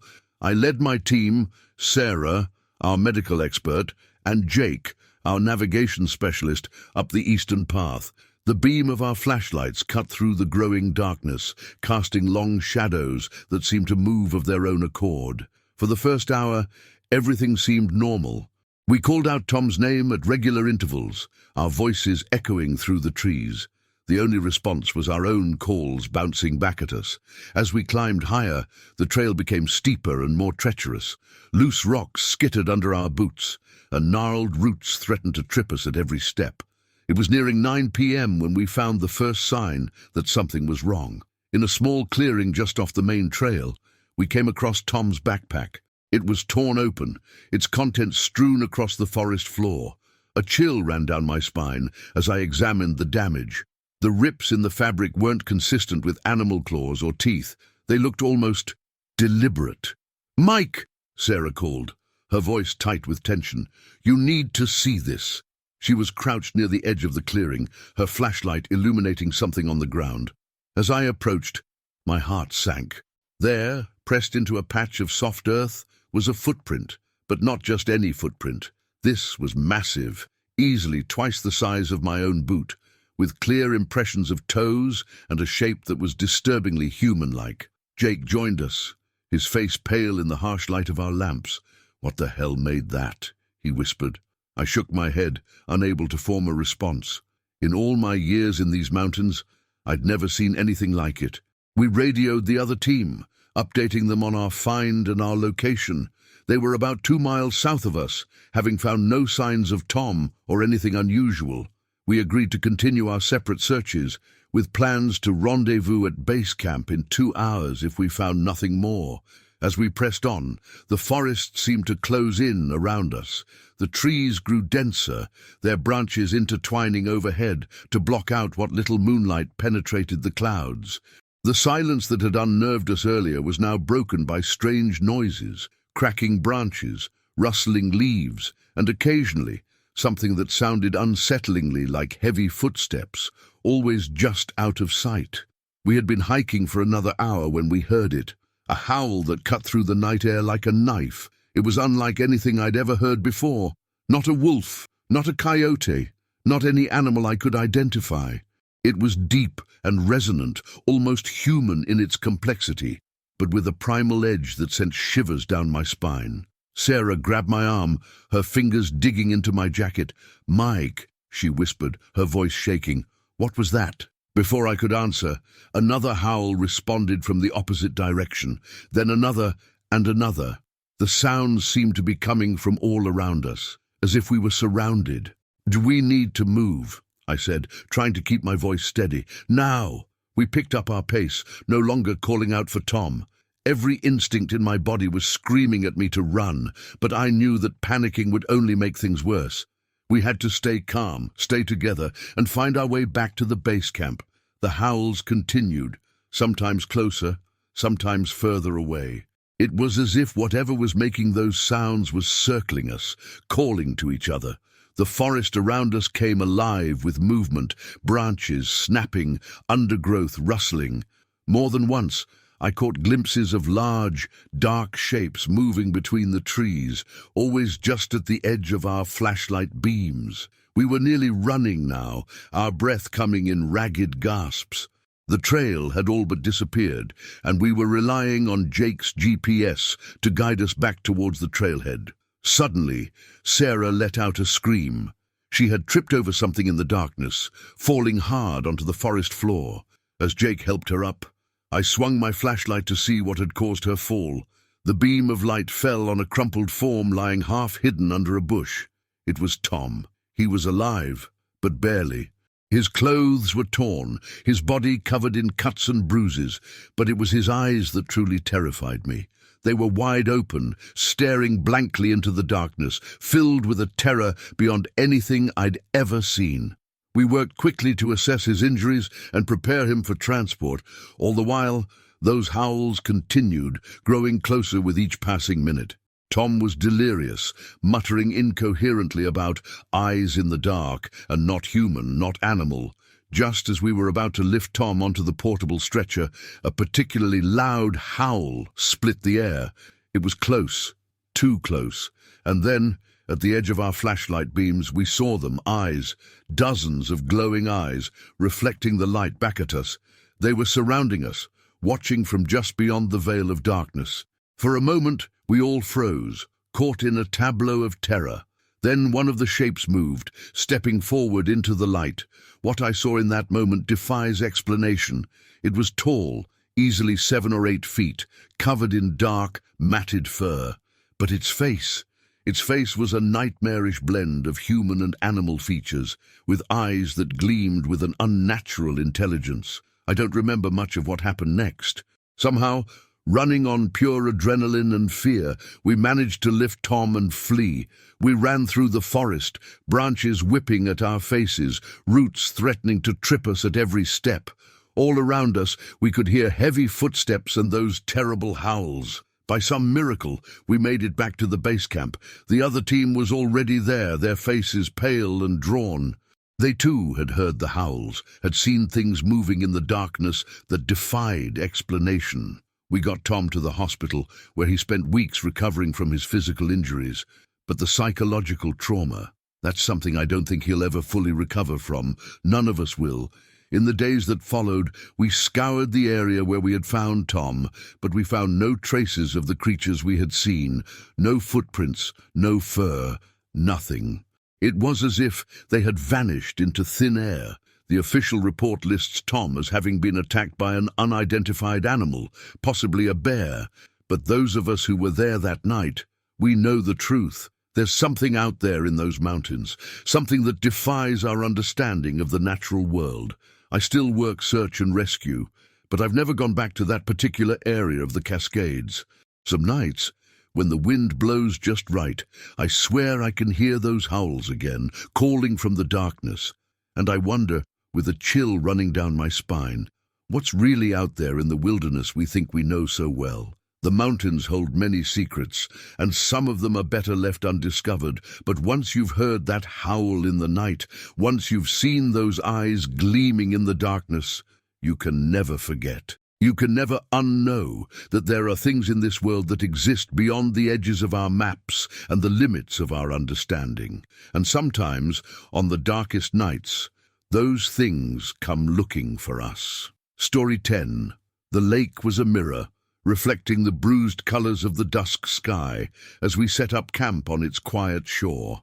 There was a stillness in the air, a silence that seemed to hold its breath, waiting for the night to fall. The beauty of the scene was undeniable, yet beneath its surface lay an unsettling feeling that gnawed at the edges of my mind. We had heard the stories, of course, tales of strange sightings and eerie sounds that haunted these remote waters, but we dismissed them as folklore. Until that night, we arrived at the lake just as the sun was beginning to dip below the horizon, casting long shadows across the water. Our group, 4 friends eager for a weekend of camping and fishing, was in high spirits, the laughter and easy banter a testament to our years of friendship. We chose a spot near the water's edge, the perfect vantage point to enjoy the view and the promise of a clear night sky. As we pitched our tents and gathered wood for the fire, the forest around us seemed to close in, the trees standing like silent sentinels against the encroaching darkness. The air was crisp, the scent of pine mingling with the earthy aroma of the lake. It was idyllic, the kind of setting that made the world feel distant and the worries of everyday life melt away. With the fire crackling and the stars beginning to appear overhead, we settled down to enjoy the evening. The lake was a black mirror, its surface undisturbed save for the occasional ripple from a fish or the gentle breeze. We talked and laughed, shared stories and plans, the camaraderie warming us as much as the fire. As the night wore on, the conversation turned to the local legends, tales of a creature that haunted the lake, a beast that lurked beneath its depths, waiting for the unwary. We laughed them off, of course, attributing them to overactive imaginations and the isolation of the wilderness. Yet as the wind picked up and the night deepened, I couldn't shake the feeling that we were being watched. It started with a sound, a low, mournful wail that seemed to rise from the very heart of the lake. We fell silent, straining to listen, the sound echoing across the water like a ghostly lament. It was unlike anything I had ever heard, a sound that seemed to pierce the soul and stir an ancient fear. We exchanged uneasy glances, the laughter and bravado of earlier replaced by a growing sense of unease. Tom, ever the skeptic, suggested it was just the wind, a trick of the acoustics on the open water. But the sound came again, louder this time, a haunting melody that sent shivers down my spine. I stood, moving closer to the water's edge, the firelight casting long shadows on the ground. The lake was still, the surface undisturbed, yet the sound persisted, a siren song that called from the depths. I felt a pull, a compulsion to move closer, to peer into the darkness and uncover the source of the wail. As I stood there, the others joined me, their faces etched with a mixture of curiosity and fear. We watched the water, our breath misting in the cold night air, the silence stretching taut around us. And then we saw it, a ripple, a disturbance in the water, moving steadily toward the shore. The ripple grew, the water parting to reveal a shape beneath the surface. It was large, larger than any fish or creature I had ever seen, and it moved with a grace that was both beautiful and terrifying. We backed away, the primal instinct to flee, warring with the fascination that held us rooted to the spot. The shape surfaced, breaking the water with a slow, deliberate motion. It was a head, massive and covered in slick, dark fur, eyes that glowed with an otherworldly light fixed upon us. The creature rose higher, revealing a body that defied explanation, a blend of features that seemed to belong to no known animal. We stumbled back, the firelight flickering wildly as we scrambled for safety. The creature watched us, its eyes never leaving our faces, a silent challenge that sent a thrill of fear through my veins. It lingered for a moment, its presence filling the night with a tension that was almost tangible, before slipping back beneath the water, leaving only ripples in its wake. We stood there, breathless and shaken, the reality of what we had seen crashing down around us. The stories were true, the legends more than just tales spun around campfires. The creature of the lake was real, and we had been its audience. The rest of the night passed in a blur, the fire our only comfort against the darkness. We spoke little, each of us lost in our thoughts, the encounter replaying over and over in our minds. The lake was silent once more, the surface calm, as if nothing had happened, yet the memory of those glowing eyes lingered, a haunting reminder of the unknown that lurked beneath. As dawn broke, we packed up, eager to leave the lake and its mysteries behind. The morning light revealed a world transformed, the forest bathed in the soft glow of the rising sun, the lake a serene expanse of water that belied the events of the night. We left quickly, our footsteps hurried, the need for distance outweighing the desire for answers. As we drove away, the lake receded into the distance, its secrets hidden once more beneath the surface. The weekend that was meant to be a retreat had become something else entirely, a reminder of the mysteries that lay just beyond the edge of understanding. And though we left the lake behind, the memory of that night stayed with us, a story to tell, a mystery unsolved. The creature had shown us a world we barely comprehended, a glimpse into the unknown, that left us changed. And as we returned to the safety of the city, I knew I would never look at the water the same way again. Story 11. I never believed in monsters. As a journalism student, I prided myself on facts, on the tangible and provable. But after what happened in Millbrook, I'm not so sure anymore. Some truths are better left uncovered, some stories better left untold. It all started as a simple class project. Our professor had assigned us to investigate local legends, to practice our interviewing skills, and learn how to separate fact from fiction. My group, consisting of myself, Sarah, and Mike, chose to focus on the persistent rumors of a werewolf-like creature in the forests surrounding Millbrook, a small town nestled in the Appalachian Mountains. We arrived in Millbrook on a crisp autumn afternoon, the trees a riot of red and gold. The town itself was picturesque, the kind of place you'd see on a postcard. But there was an undercurrent of tension, a wariness in the eyes of the locals that set me on edge. Our first interview was with the town librarian, an elderly woman named Mrs. Hawkins. She seemed hesitant at first, but as we assured her of our academic intentions, she began to open up. "It's been happening for generations," she said, her voice barely above a whisper. "People see things in the woods, hear things. A creature that walks like a man but looks like a wolf. Most folks won't talk about it, but it's there, always watching." I exchanged glances with Sarah and Mike. This was exactly the kind of colorful local folklore we were looking for, but Mrs. Hawkins wasn't finished. My grandfather saw it, back in 32, said it was tall as a bear with glowing yellow eyes. He was a hunter, my grandfather. Never went back into those woods after that night. We thanked Mrs. Hawkins and left the library, our minds buzzing with possibilities. It was a great start, but we needed more. We spent the rest of the day interviewing other townspeople, collecting stories that ranged from vague rumors to detailed encounters. As night fell, we found ourselves at the local diner, comparing notes over greasy burgers and fries. That's when we met John, a grizzled old logger who overheard our conversation. "You kids looking into the Millbrook beast?" he asked, sliding into our booth uninvited. The smell of whiskey and tobacco clung to him like a second skin. We nodded, and John's eyes took on a distant look. "I seen it," he said, his voice low and gravelly. "About 10 years back, was out checking my traps when I heard this god-awful howl. Didn't sound like no wolf I ever heard. Then I saw it, moving through the trees, big as a truck, walking on 2 legs. Had these eyes, I'll never forget those eyes, like looking into hell itself." A chill ran down my spine as John spoke. There was a rawness to his voice, a haunted look in his eyes that made me want to believe him, despite my skepticism. "Where exactly did this happen?" Mike asked, always the practical one. John described a location deep in the forest, near an old abandoned mine. As he spoke, an idea began to form in my mind, an idea that, in retrospect, I wish I'd never had. "We should go there," I said, once John had left. "See for ourselves."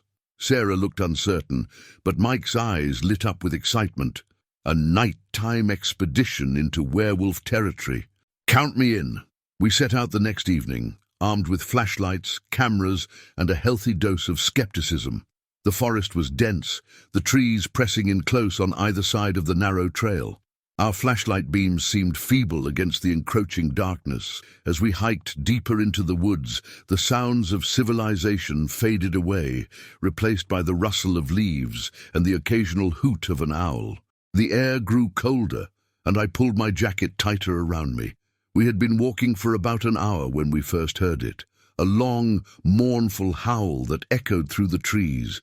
We all froze, our eyes wide in the darkness. "Probably just a wolf," Mike said, but his voice lacked conviction. We pressed on, but now every shadow seemed to hide a threat, every rustle in the underbrush a potential danger. The howl came again, closer this time, and with it a sound like heavy footsteps moving through the forest. "Guys," Sarah whispered, her voice tight with fear, "I think we should go back." I was about to agree when my flashlight beam caught something that made my blood run cold. There, pressed into a patch of mud, was a footprint, but not just any footprint. This was massive, easily twice the size of my own foot, with clear impressions of claws at the end of each toe. "Holy shit," Mike breathed, crouching down to examine the print. "This is no bear track." As if in response to his words, a growl rumbled through the darkness, so deep I could feel it in my chest. It was close, too close. We ran. Panic lent speed to our feet as we crashed through the underbrush, branches whipping at our faces. I could hear something moving behind us, keeping pace effortlessly. The sound of its breathing, heavy and ragged, seemed to fill the entire forest. I don't know how long we ran. It could have been minutes or hours. All I know is that suddenly the trees thinned out and we burst into a small clearing. In the center stood the ruins of an old building, the abandoned mine John had mentioned. Without thinking, we dove inside, hoping the stone walls would offer some protection from whatever was chasing us. The interior was dark and musty, the air thick with the scent of decay. Our ragged breathing echoed off the walls as we huddled together, straining our ears for any sound of pursuit. For a long moment, all was quiet. Then, from just outside the entrance, came a sound that turned my blood to ice, the scrape of claws on stone. "And it's out there," Sarah whimpered, her fingers digging into my arm. I raised my flashlight, its beam shaking wildly, illuminating the entrance to the mine. And there, framed in the doorway, was a sight that defied explanation. It was tall, far taller than any man, its massive frame nearly filling the entire entrance. Thick, matted fur covered its body, and its hands, if you could call them that, ended in wickedly curved claws. But it was the face that truly terrified me. It was a nightmarish blend of human and wolf features, with a long, pointed snout and ears that twitched at every sound. And the eyes, God, those eyes! They glowed with an unnatural yellow light, filled with an intelligence that was anything but animal. For a moment that seemed to stretch into eternity, we stared at each other. I could hear its breathing, smell the rank odor of its fur. Then slowly its lips pulled back in a snarl, revealing rows of razor-sharp teeth. What happened next is a blur in my memory. I remember screaming, remember the creature lunging forward. I remember the sound of stone cracking, of claws scrabbling against rock. And I remember running, deeper into the mine, our flashlight beams bouncing crazily off the walls. We found ourselves in a large chamber, the remnants of old mining equipment scattered around. The creature's roars echoed through the tunnels, growing closer with each passing second. "There!" Mike shouted, pointing to a narrow shaft that led upwards. "It might lead to the surface." We scrambled up the shaft, loose rocks skittering under our feet. I could hear the creature below us, its massive form struggling to fit into the narrow passage. Just when I thought my lungs would burst, we emerged into the cool night air, on a ledge halfway up the mountainside. We didn't stop. We kept running, fueled by terror and adrenaline, until we finally reached the outskirts of town. Only then did we collapse, gasping for air, our minds struggling to process what we had seen. The next day, we went to the police, tried to tell them what had happened. They listened politely, but I could see the skepticism in their eyes. They promised to look into it, but I knew they didn't believe us. We left Millbrook that afternoon, our project forgotten, our worldviews shattered. We had gone looking for a legend and found a nightmare instead. I've never gone back to Millbrook, never set foot in those woods again. But sometimes, on dark nights when the wind howls outside my window, I remember those glowing eyes, that snarling face, and I wonder what's really out there, lurking in the shadows of our world, just beyond the reach of our understanding. The Millbrook Beast remains a mystery, a legend whispered about in that small mountain town. But for those of us who saw it that night, who looked into those terrifyingly intelligent eyes, it's far more than just a story. It's a reminder that the world is bigger and stranger than we can imagine, and that some truths are better left uncovered.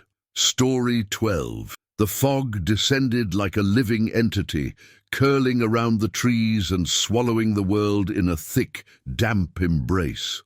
We had ventured deep into the forest, following an old mining trail that promised adventure and the thrill of discovery. It was supposed to be a simple weekend getaway for me and my friends, an escape from the monotony of city life. But as the mist closed in, a sense of unease settled over us, and the forest seemed to shift, as if hiding secrets in its depths. The day had started bright and clear, the sun casting dappled patterns on the forest floor as we hiked. The trail was overgrown but passable, a testament to its age and the rarity of visitors. We moved with the confidence of seasoned hikers, our backpacks filled with supplies and our spirits high.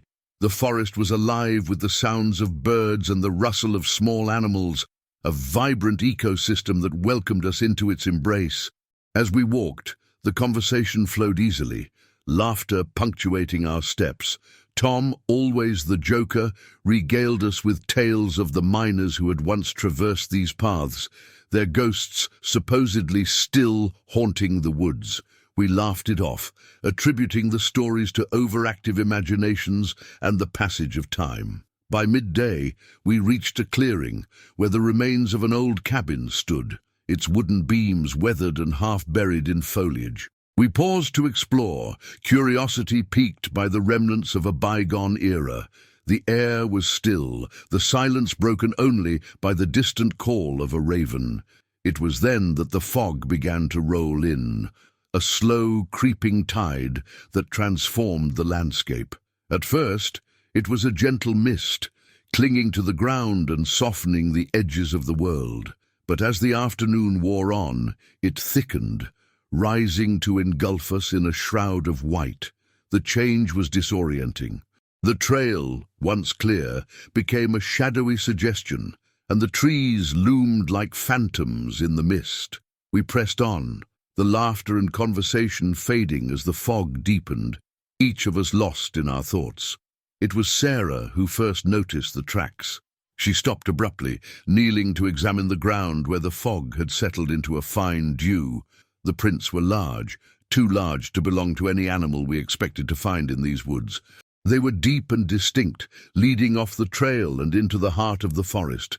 A ripple of unease passed through us, a silent acknowledgement that we were not alone.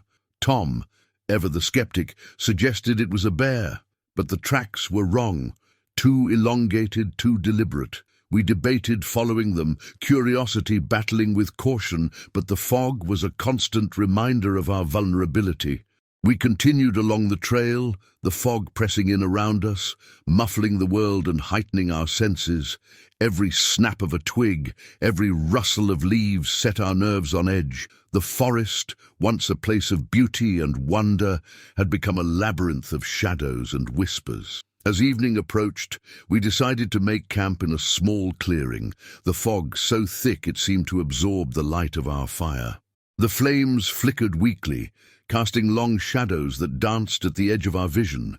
We huddled close, the warmth a comfort against the chill that had settled in our bones. The conversation was subdued, each of us haunted by the day's discoveries. The tracks remained a mystery, an unanswered question that lingered in the fog. We spoke in hushed tones, as if afraid of disturbing the silence that surrounded us.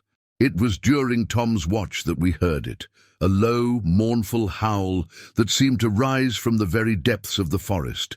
It was a sound that defied explanation, a primal call that sent shivers down our spines. We sat up, hearts pounding, listening as the howl echoed through the trees. The fog seemed to thicken, the night pressing in around us. We strained to see beyond the circle of firelight, but the world was a wall of white. The howl came again, closer this time, a haunting melody that spoke of loneliness and longing. We huddled together, fear a tangible presence in the air. The forest was alive with the sound of our breathing, the crackle of the fire, and the distant call of the unknown. The tracks, the fog, the howl, it was as if the forest itself was conspiring to unsettle us. As the night wore on, the howling continued, a symphony of sound that ebbed and flowed with the wind. We took turns keeping watch, each of us fighting exhaustion and the pull of sleep. The fog was relentless, a constant reminder of the isolation and the mysteries that lay hidden in its depths. Dawn broke slowly, the light a weak promise that struggled to pierce the fog. We packed up camp, eager to leave the clearing and the memories of the night behind. The trail was barely visible, a ghostly path that led us back through the forest.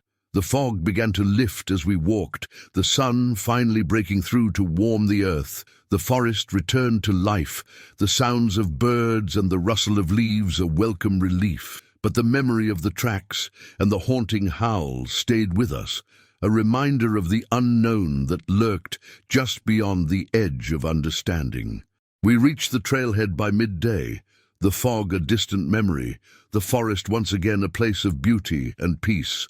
But as we loaded our packs into the car, I couldn't shake the feeling that we had been touched by something beyond our comprehension. The forest had shown us its secrets, a glimpse into a world we barely understood, and as we drove away, I knew that the memory of the fog and the howl would linger, a story to tell, a mystery unsolved. The forest was a place of wonder and danger, a reminder of the thin line between the known and the unknown. Story 13. I've spent my entire career studying wolves, but nothing in my years of research could have prepared me for what I encountered in that remote forest. It began as a routine study, but it ended with me questioning everything I thought I knew about nature and the creatures that inhabit our world. My name is Dr. Emily Thorne, and I'm a wildlife biologist specializing in wolf behavior. When I received the grant to study a pack in a secluded reserve in northern Minnesota, I was thrilled. The area was known for its pristine wilderness and minimal human interference, a perfect setting for observing wolves in their natural habitat. I arrived at the research station in early spring, just as the last of the snow was melting. The station was little more than a cabin with basic amenities and a small lab, but it was more than enough for my needs. I spent the first few days setting up my equipment and familiarizing myself with the terrain. The forest was dense and old, filled with towering pines and ancient oaks. The air was crisp and clean, carrying the scent of pine needles and damp earth. It was the kind of wilderness that made you feel small, insignificant in the face of nature's vastness. My study began smoothly enough. I tracked the local wolf pack using radio collars and trail cameras, documenting their movements and behaviors. But as the weeks passed, I started noticing inconsistencies. It began with the tracks. I'm no novice when it comes to identifying wolf prints, but these were different. They were larger than any wolf tracks I'd ever seen, and the gait was off. The stride was too long, almost as if the animal was walking on its hind legs. At first, I dismissed it as a quirk of the terrain or perhaps a particularly large wolf. But then I started finding other anomalies, claw marks on trees that were far too high for a wolf to reach, tufts of fur caught on branches that didn't match any known species in the area. And then there were the howls. I'd hear them at night, echoing through the forest, but they weren't like any wolf howls I'd ever heard before. They were deeper, more guttural, with an almost human-like quality that sent shivers down my spine. I began to spend more time in the field, determined to get to the bottom of these anomalies. I set up additional cameras in areas where I'd found the strange tracks and fur samples. Night after night, I'd review the footage, but all I ever caught were fleeting shadows and blurred movements. It was frustrating, to say the least. I'm a scientist, trained to observe and analyze, but I felt like I was chasing ghosts. My colleagues back at the university were becoming skeptical of my reports, gently suggesting that perhaps the isolation was getting to me. But I knew what I was seeing. Something was out there, something that didn't fit into any known category of wildlife. The breakthrough came on a moonlit night in late summer. I was out checking my cameras when I heard a rustle in the underbrush. I froze, my heart pounding in my chest. Years of fieldwork had taught me to trust my instincts, and every fiber of my being was screaming that I wasn't alone. Slowly, I turned, shining my flashlight into the trees. And there, just at the edge of the beam, I saw it. It was tall, far taller than any wolf should be, standing upright on two legs. Its body was covered in thick, dark fur, but its shape was all wrong for a bear. As I watched, paralyzed with a mixture of fear and fascination, it turned its head towards me. Our eyes met, and in that moment, I felt a jolt of recognition. There was intelligence in those eyes, a depth of awareness that went beyond mere animal instinct. For a split second, I could have sworn I saw something almost human in its gaze. And then, as quickly as it had appeared, it was gone, melting back into the shadows with a speed and grace that belied its size. I stood there for what felt like hours, my flashlight beam darting from tree to tree, searching for any sign of the creature. But there was nothing. If it weren't for the pounding of my heart and the cold sweat on my skin, I might have thought I'd imagined the whole thing. With shaking hands, I made my way back to the research station. I spent the rest of the night reviewing the footage from my cameras. And there, on one of the feeds, I saw it again. The image was grainy and partially obscured by foliage, but there was no mistaking what I was seeing. The creature was moving through the forest on two legs, its gait a bizarre mix of human and animal. It paused at one point, seeming to sniff the air, and I got a clear view of its profile. The face was unlike anything I'd ever seen. It had the elongated snout of a wolf, but the eyes were set more frontally, like a primate's. The body was powerfully built, with long arms that ended in what looked like hands rather than paws. I must have watched that clip 100 times that night, trying to make sense of what I was seeing. It defied everything I knew about biology, about evolution. It shouldn't exist, and yet there it was, captured on my camera. The next few weeks were a blur of frantic research and fieldwork. I collected hair samples, took plaster casts of footprints, and set up more cameras.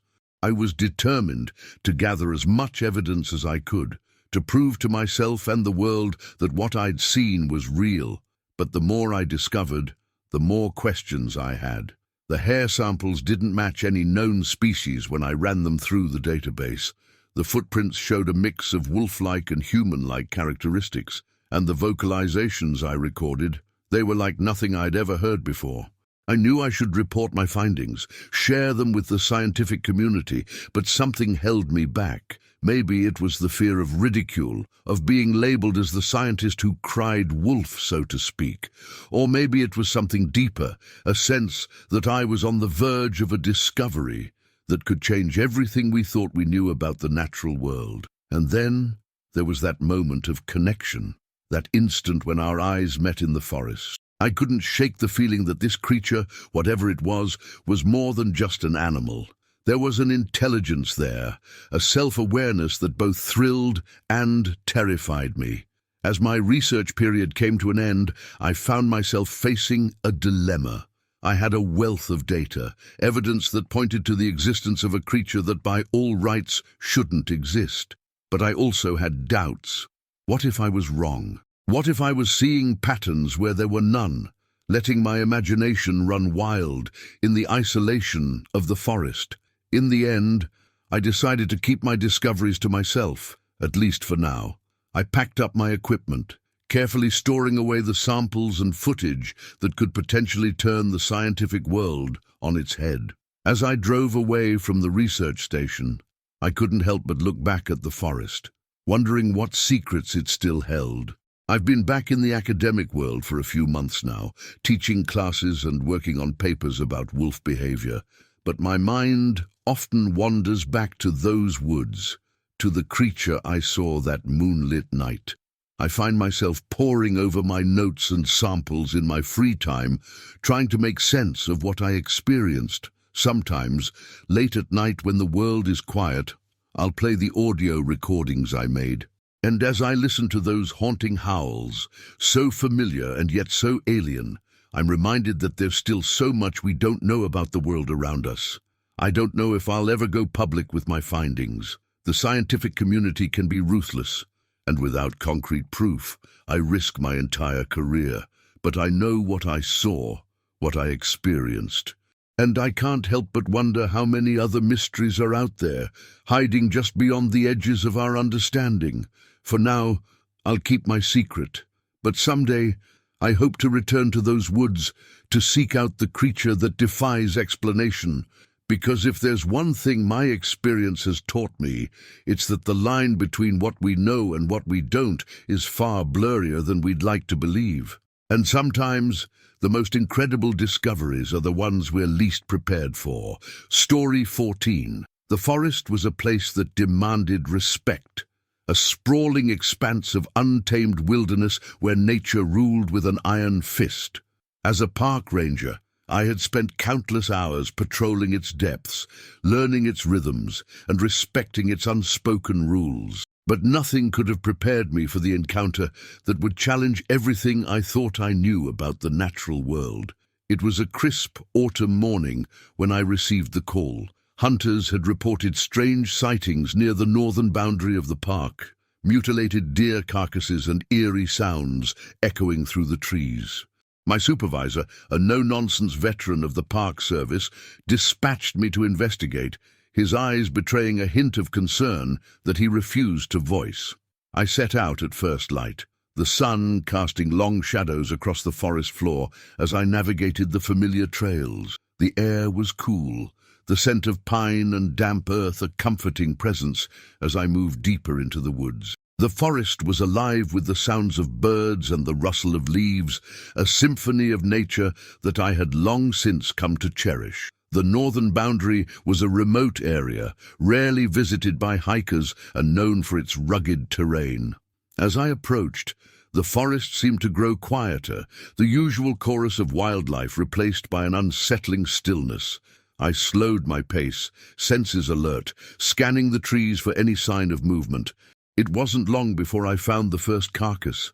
A deer, its body twisted and broken, lay half hidden among the ferns. The sight was shocking, even to someone accustomed to the harsh realities of the wild. The wounds were unlike anything I had seen before, deep gashes that spoke of immense power and brutality.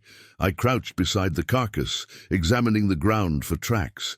The earth was soft, and it wasn't long before I found them, large, clawed prints that defied easy explanation. They were unlike any animal tracks I had encountered in my years as a ranger, too large for a bear, too distinct for a wolf. A chill ran down my spine as I followed the tracks deeper into the forest, my radio crackling with static as I tried to call in my findings. The signal was weak, the dense trees interfering with the transmission, but I managed to relay enough information to prompt a response. My supervisor's voice crackled through the static, instructing me to proceed with caution and await backup. The tracks led me to a clearing, the ground littered with more signs of struggle, broken branches, tufts of fur, and more blood. I paused, the forest around me silent and watchful, as if holding its breath. The sense of being watched was overwhelming, a prickling at the back of my neck that refused to be ignored. And then I heard it, a low, guttural growl that rumbled through the trees, vibrating in my chest. It was a sound that spoke of raw power and primal intent, a warning that sent adrenaline coursing through my veins. I turned slowly, heart pounding, scanning the shadows for the source of the noise. There at the edge of the clearing stood a creature that defied belief. It was massive, its body covered in thick, matted fur, eyes glowing with an intelligence that sent a shiver down my spine. It stood on two legs, its posture eerily human, yet undeniably animalistic, a blend of features that seemed to belong to another world. For a moment, time seemed to stand still, the forest holding its breath as I faced the creature.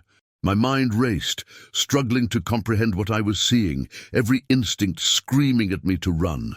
But fear rooted me in place, my body refusing to obey the commands of my frantic mind. The creature watched me, its eyes locked onto mine, a silent challenge hanging in the air between us. It took a step forward, the ground trembling beneath its weight, and I knew I had to act. Slowly, I backed away, my movements deliberate and unthreatening, hoping to convey submission rather than fear. As I retreated, the creature held its ground, watching me with an intensity that left me shaken. I reached the edge of the clearing, the forest closing in around me, and turned to run, the adrenaline finally breaking through the paralysis of fear. I ran blindly through the trees, branches clawing at my clothes, the ground a blur beneath my feet. The forest was a maze, every shadow a potential threat, every sound a reminder of the creature that lurked behind me. My radio crackled with static, the voices of my colleagues a distant lifeline as I stumbled through the undergrowth. Eventually, I reached the safety of the trail, the familiar path a welcome sight as I slowed my pace, lungs burning and heart racing. I paused, struggling to catch my breath, the reality of the encounter crashing down around me. The creature was real, a living embodiment of the legends that had haunted the park for generations. I made my way back to the ranger station, my mind a whirlwind of thoughts and emotions. My colleagues greeted me with a mixture of relief and disbelief, their faces reflecting the shock that I felt. I recounted my experience, the words tumbling out in a rush as I tried to convey the enormity of what I had seen. The park was closed for investigation, the area around the northern boundary marked as off-limits, while authorities searched for answers. The official report cited a rogue bear, a convenient explanation that failed to capture the truth of what I had encountered. In the days that followed, I struggled to reconcile my experience with the world I knew. The forest, once a place of beauty and wonder, had revealed its darker side, a reminder of the mysteries that lay hidden just beyond the edge of understanding. I continued my duties as a ranger, the routine a comfort against the unknown, but the memory of the creature lingered, a shadow at the edge of my thoughts. The forest was a place of secrets, a world unto itself, where the rules of man held little sway. And though I had faced its guardian and lived to tell the tale, I knew that the encounter had changed me, a reminder of the thin line between the known and the unknown. The forest waited, its secrets buried deep, a story untold, a mystery unsolved, and perhaps, one day, I would find the courage to seek the truth hidden within its depths. Story 15. I've been fishing all my life, but nothing could have prepared me for what my brother and I encountered on that secluded lake. What started as a peaceful getaway turned into a nightmare that still haunts my dreams. Some things once seen can never be unseen, and some waters are better left undisturbed. My name is Tom, and my younger brother, Alex, and I have been avid fishermen since we were kids. Every year, we try to find a new, remote spot for our annual fishing trip. This time, we'd heard rumors of a hidden lake deep in the Adirondacks, one that was supposed to be teeming with fish and rarely visited by other anglers. It sounded perfect. The journey to the lake was arduous. We had to hike for hours, our fishing gear and camping equipment weighing us down. But when we finally broke through the tree line and saw the lake spread out before us, glassy and still in the late afternoon light, we knew it had been worth it. We set up camp on a small, rocky beach, the only clear area we could find along the densely forested shoreline. As the sun began to set, casting long shadows across the water, we sat by our campfire, planning our fishing strategy for the next day. "I bet there are some real monsters in there," Alex said, his eyes gleaming with excitement as he gazed out at the lake. I nodded, taking a swig from my beer. Probably haven't seen a lure in years, if ever. "We're gonna have a great haul tomorrow, little brother. If only we had known then what lurked beneath those calm waters.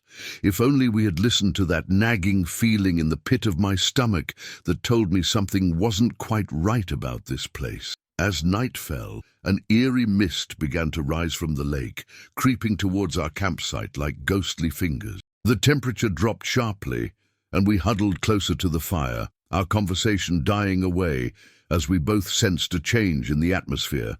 That's when we heard it. A loud splash out on the lake, far bigger than any fish should have made. We both turned to look, but in the darkness and mist, we couldn't see anything. "Probably just a big catfish," Alex said, but his voice lacked conviction. I was about to agree when we heard it again, closer this time, and then again, even closer. Whatever was making those splashes was big, and it seemed to be moving towards us. We sat in tense silence, straining our eyes to see through the darkness. The splashing had stopped, but now there was a new sound, a kind of heavy, wet breathing, like something large had just emerged from the water. "Tom," Alex whispered, his voice tight with fear. "What is that?" Before I could answer, we saw it. A massive, dark shape rising from the water at the edge of our beach. In the flickering firelight, I could make out a broad, fur-covered back and a head that seemed too small for its body. It stood upright, water cascading off its form, easily 7 or 8 feet tall. For a moment, it just stood there, as if surveying our campsite.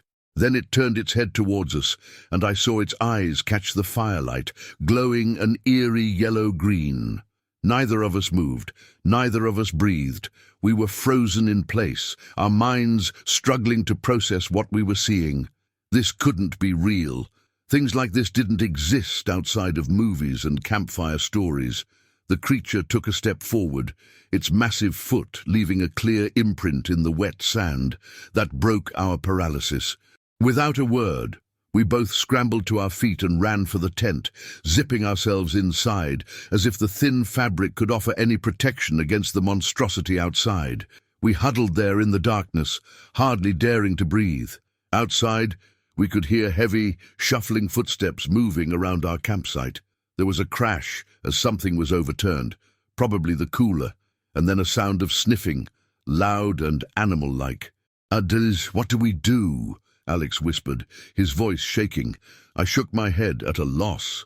We were miles from civilization, with no way to call for help. Our only weapon was a small hunting knife, which seemed laughably inadequate against whatever was out there. The footsteps moved closer to our tent. I could hear the creature's breathing, smell a rank, fishy odor that made my stomach churn. The side of the tent bulged inward as something pressed against it, and I had to clamp a hand over my mouth to stifle a scream. For what felt like hours, we sat there in terrified silence as the creature investigated our camp. Eventually, the sounds began to move away, back towards the lake. We heard another huge splash, and then silence fell once again. Neither of us slept that night. We sat huddled together in the tent, jumping at every sound, convinced that at any moment the creature would return. As the first light of dawn began to filter through the tent fabric, we finally dared to peer outside. Our campsite was a mess. The cooler had been smashed open, its contents strewn across the beach. Our fishing rods, which we'd left propped against a tree, were snapped in half. And there, in the wet sand near the water's edge, were a series of footprints that made my blood run cold. They were enormous, easily twice the size of my own foot, with clear impressions of toes and what looked like webbing between them. They led from the water to our campsite and back again, confirming that what we'd seen wasn't just a stress-induced hallucination. "We need to leave," I said, my voice hoarse. "Now?" Alex nodded, his face pale in the early morning light. We packed up our gear in record time, leaving behind anything that wasn't absolutely essential. As we shouldered our packs and prepared to head back down the trail, I took one last look at the lake. That's when I saw it. Just for a moment, a large, dark shape broke the surface of the water far out in the center of the lake. It was only visible for a second before it sank back down, but it was enough to send a fresh wave of terror through me. We practically ran down the trail, our earlier exhaustion forgotten in our desperation to put as much distance between us and that lake as possible. It wasn't until we reached our car hours later that we finally allowed ourselves to relax. As we drove home, we tried to make sense of what we'd experienced. We went over it again and again, questioning every detail, wondering if there was some rational explanation we were missing, but deep down, we both knew what we'd seen. In the days and weeks that followed, we debated whether to report our experience to anyone. In the end, we decided to keep it to ourselves. Who would believe us? We had no proof, no evidence beyond our own terrified testimony. And part of me feared that if we told anyone, they might go looking for the creature themselves.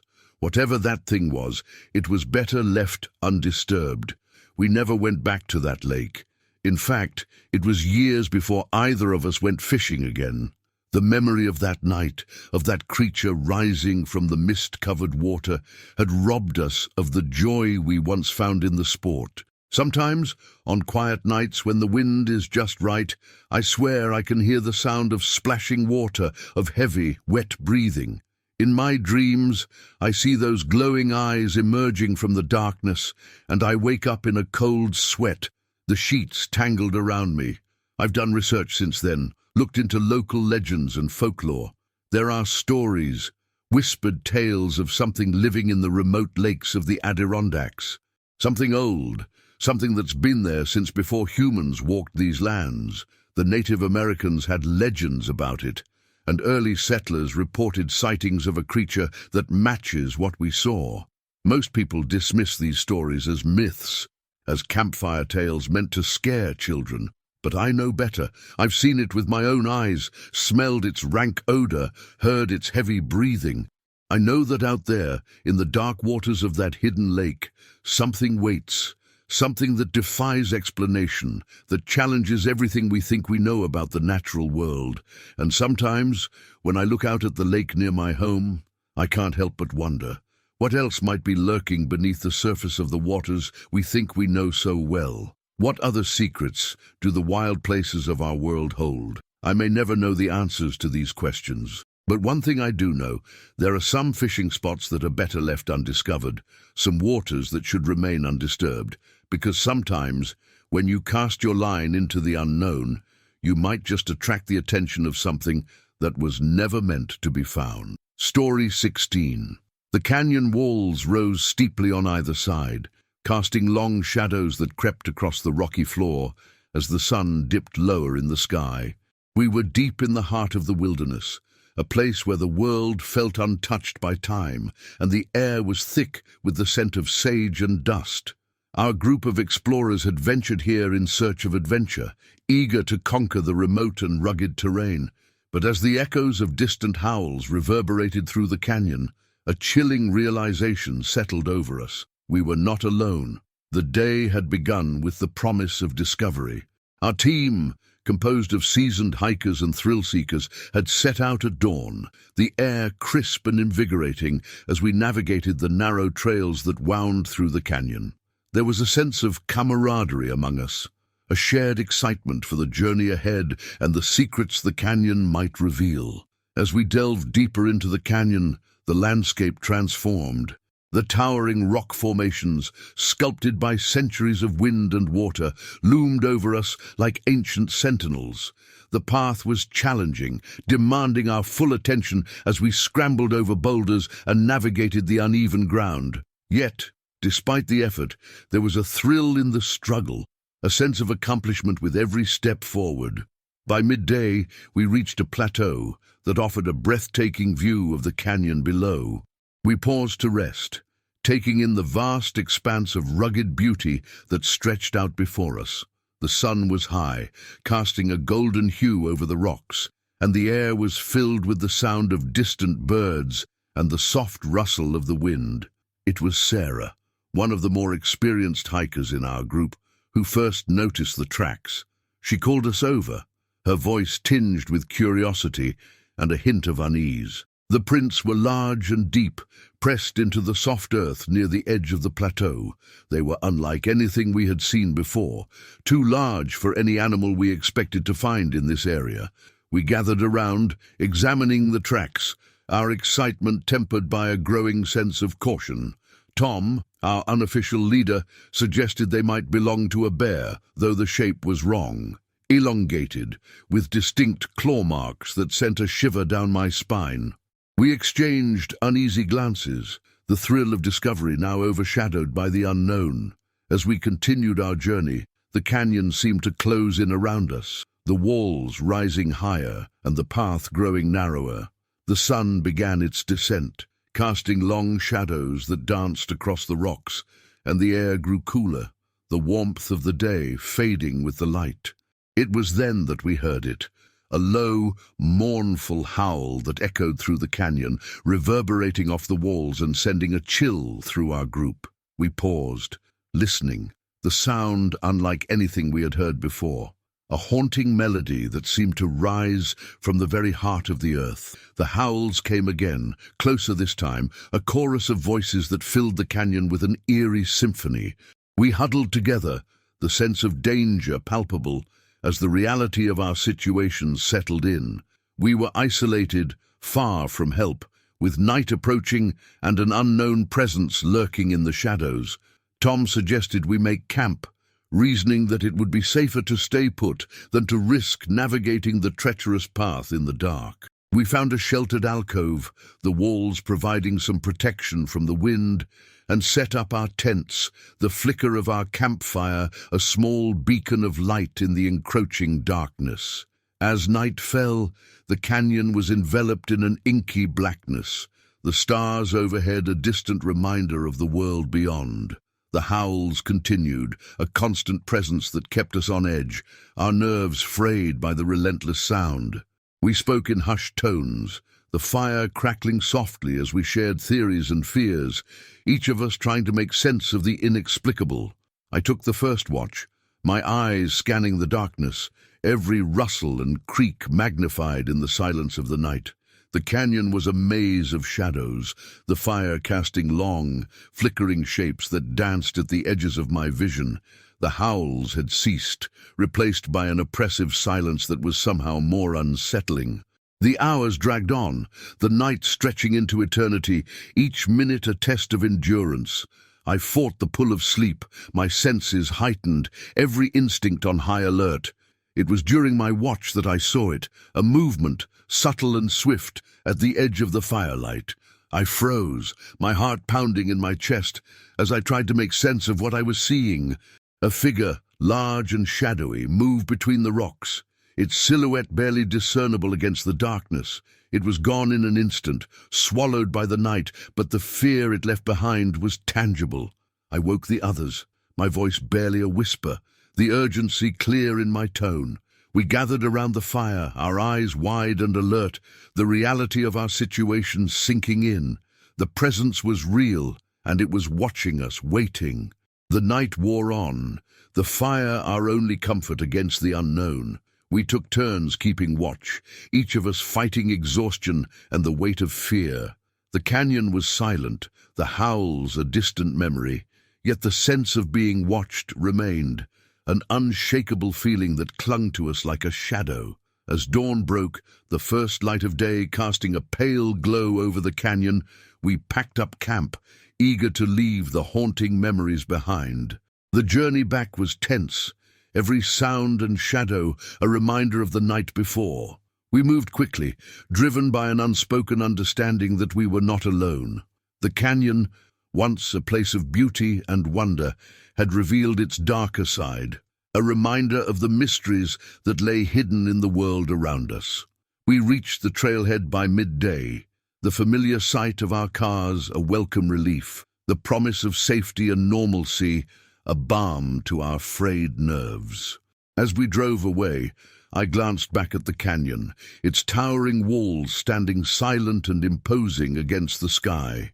The experience had left its mark, a story to tell, a mystery unsolved. The canyon had shown us a world we barely understood, a glimpse into the unknown that left us changed.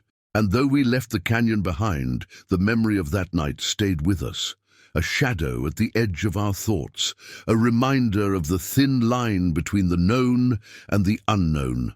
The wilderness was a place of secrets, a world unto itself, where the rules of man held little sway, and perhaps one day I would find the courage to return, to seek the truth hidden within its depths. Story 17. The night air was thick with the scent of pine and damp earth as I stepped out of my ranger station. Little did I know that this routine patrol would turn into the most terrifying night of my career. My name's Jack, and I've been a forest ranger for over a decade. I've seen my fair share of wildlife encounters, but nothing could have prepared me for what happened on that moonless night in the depths of Blackwood Forest. It was just past midnight when I started my rounds. The forest was unusually quiet, save for the occasional hoot of an owl or the rustling of leaves in the gentle breeze. I'd been walking for about an hour, my flashlight cutting through the darkness, when I heard it, a sound that made the hair on the back of my neck stand up. It was a low, guttural growl, unlike anything I'd heard before. My first thought was that it might be a cougar, but something about it seemed off. I paused, my hand instinctively moving to the tranquilizer gun at my hip. Years of training kicked in as I slowly scanned the area, my flashlight beam dancing across the underbrush. That's when I saw them, two glowing eyes reflecting the light, about waist-high in a dense thicket about 20 yards away. My heart rate quickened, but I forced myself to remain calm. Wild animals are unpredictable, and showing fear can often make a situation worse. "Hey there!" I called out softly, hoping my voice would be enough to send whatever it was scurrying away. But the eyes didn't move. They just stared, unblinking, in my direction. I took a step closer, my curiosity getting the better of me. In all my years in these woods, I'd never encountered an animal that stood its ground like this. As I moved forward, the brush in front of me began to rustle and shake. Suddenly, the creature stood up and up and up. My blood ran cold as I realized this was no ordinary animal. The beast towered over me, easily 7 or 8 feet tall. In the dim light of my flashlight, I could make out a massive, fur-covered body and a head that seemed too small for its frame. For a moment, time stood still. I stood there, frozen in disbelief, as my mind raced to make sense of what I was seeing. Was this the legendary Bigfoot, some sort of mutant bear? Or was my mind playing tricks on me after too many hours in the dark forest? The creature let out another growl, deeper this time, and I snapped back to reality. I knew I had to act fast. Despite my training, panic began to set in. My hand shook as I reached for my radio, but before I could call for backup, the beast took a lumbering step towards me. I stumbled backward, nearly tripping over a fallen log.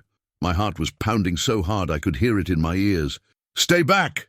I shouted, my voice cracking with fear. I fumbled with my tranquilizer gun, but my hands were trembling so badly that I couldn't get a steady grip. The creature took another step forward, and in the beam of my flashlight, I could now see its face clearly. My breath caught in my throat. It wasn't the face of any animal I recognized. It had a snout like a bear, but with teeth that seemed too long, too sharp. Its eyes, now that I could see them up close, were disturbingly intelligent. In that moment, all my years of training seemed to evaporate. I was no longer a seasoned forest ranger. I was prey, facing down a predator that defied explanation. Every instinct in my body screamed at me to run, but I knew that fleeing could trigger a chase response. Instead, I slowly began to back away, never taking my eyes off the creature. It watched me intently, its massive head swiveling to follow my movement. I could hear its heavy breathing, see the steam rising from its nostrils in the cool night air. As I retreated, my foot caught on a root, and I stumbled. In that split second of lost eye contact, the creature let out a roar that shook me to my core. It was a sound that didn't belong in this world, a mix of a bear's growl and something almost human-like. Panic overtook me, and I turned and ran. I crashed through the underbrush, branches whipping at my face, my lungs burning as I gulped in the cold night air. I could hear the creature behind me, its heavy footfalls shaking the ground. It was fast, much faster than something of its size should be. I ran blindly through the forest, my only thought to put as much distance between myself and that thing as possible. My flashlight beam bounced wildly, creating a disorienting strobe effect that made it hard to see where I was going. Twice, I nearly ran headlong into trees, swerving at the last second. As I ran, my mind raced with possibilities. Could this be some sort of undiscovered species, a bear with a genetic mutation? Or was I simply losing my mind, seeing things that couldn't possibly exist? I don't know how long I ran. It could have been minutes or hours. Time seemed to lose all meaning in the face of pure, primal fear. Eventually, I burst out of the tree line and onto the main road that cut through the forest. I bent over, hands on my knees, gasping for breath. My legs felt like jelly, and my whole body was shaking from the adrenaline dump. Slowly, I turned back towards the forest, half expecting to see the creature emerge from the shadows, but there was nothing. Just the dark, silent trees staring back at me. I strained my ears, listening for any sign of pursuit, but all I could hear was the pounding of my own heart and my ragged breathing.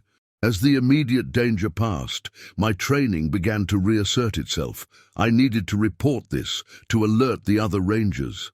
But as I reached for my radio, I hesitated.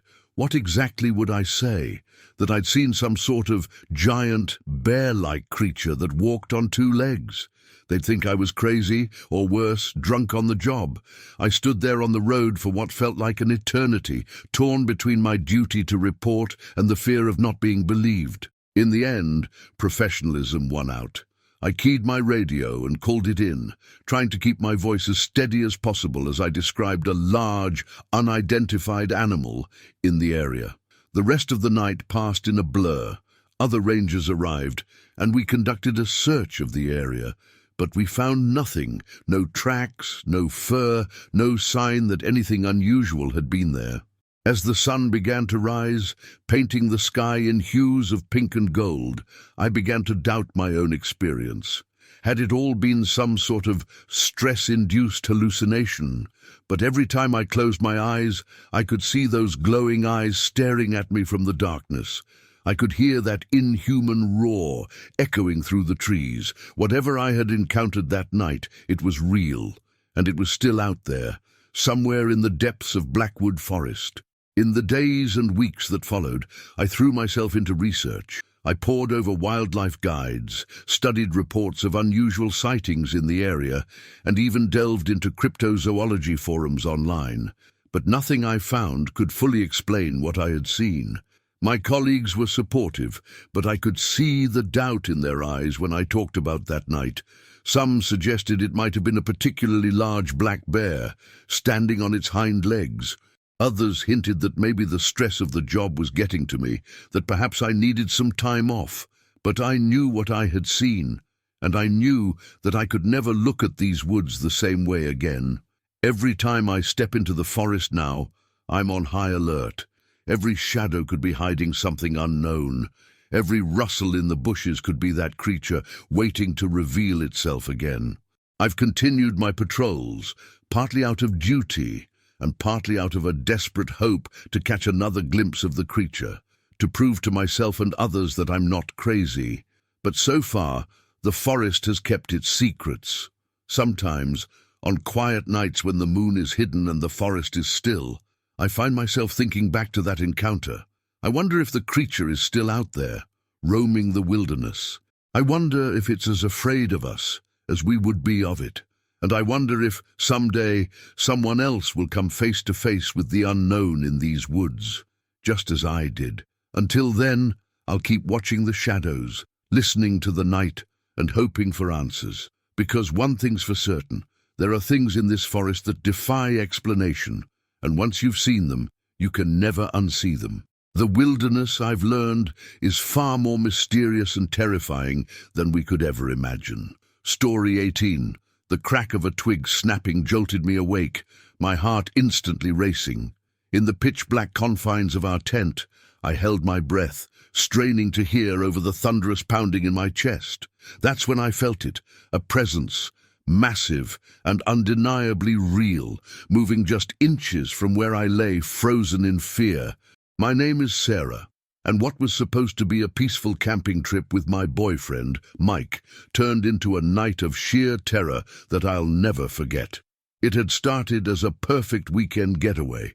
Mike and I had been planning this trip for months, eager to escape the hustle and bustle of city life and reconnect with nature. We'd chosen a remote campsite in the heart of Whispering Pines National Park, known for its pristine wilderness and diverse wildlife. The day had been idyllic. We'd hiked through sun-dappled forests, the air filled with the sweet scent of pine and the melodious songs of birds. As the sun began to set, we made our way back to our campsite, where we cooked dinner over an open fire, sharing stories and laughing under a canopy of stars. It wasn't until we crawled into our tent for the night that I felt a twinge of unease. The forest, which had seemed so welcoming during the day, now felt oppressive in its darkness and silence, but I brushed it off, chalking it up to my city-dweller instincts, unaccustomed to the true quiet of nature.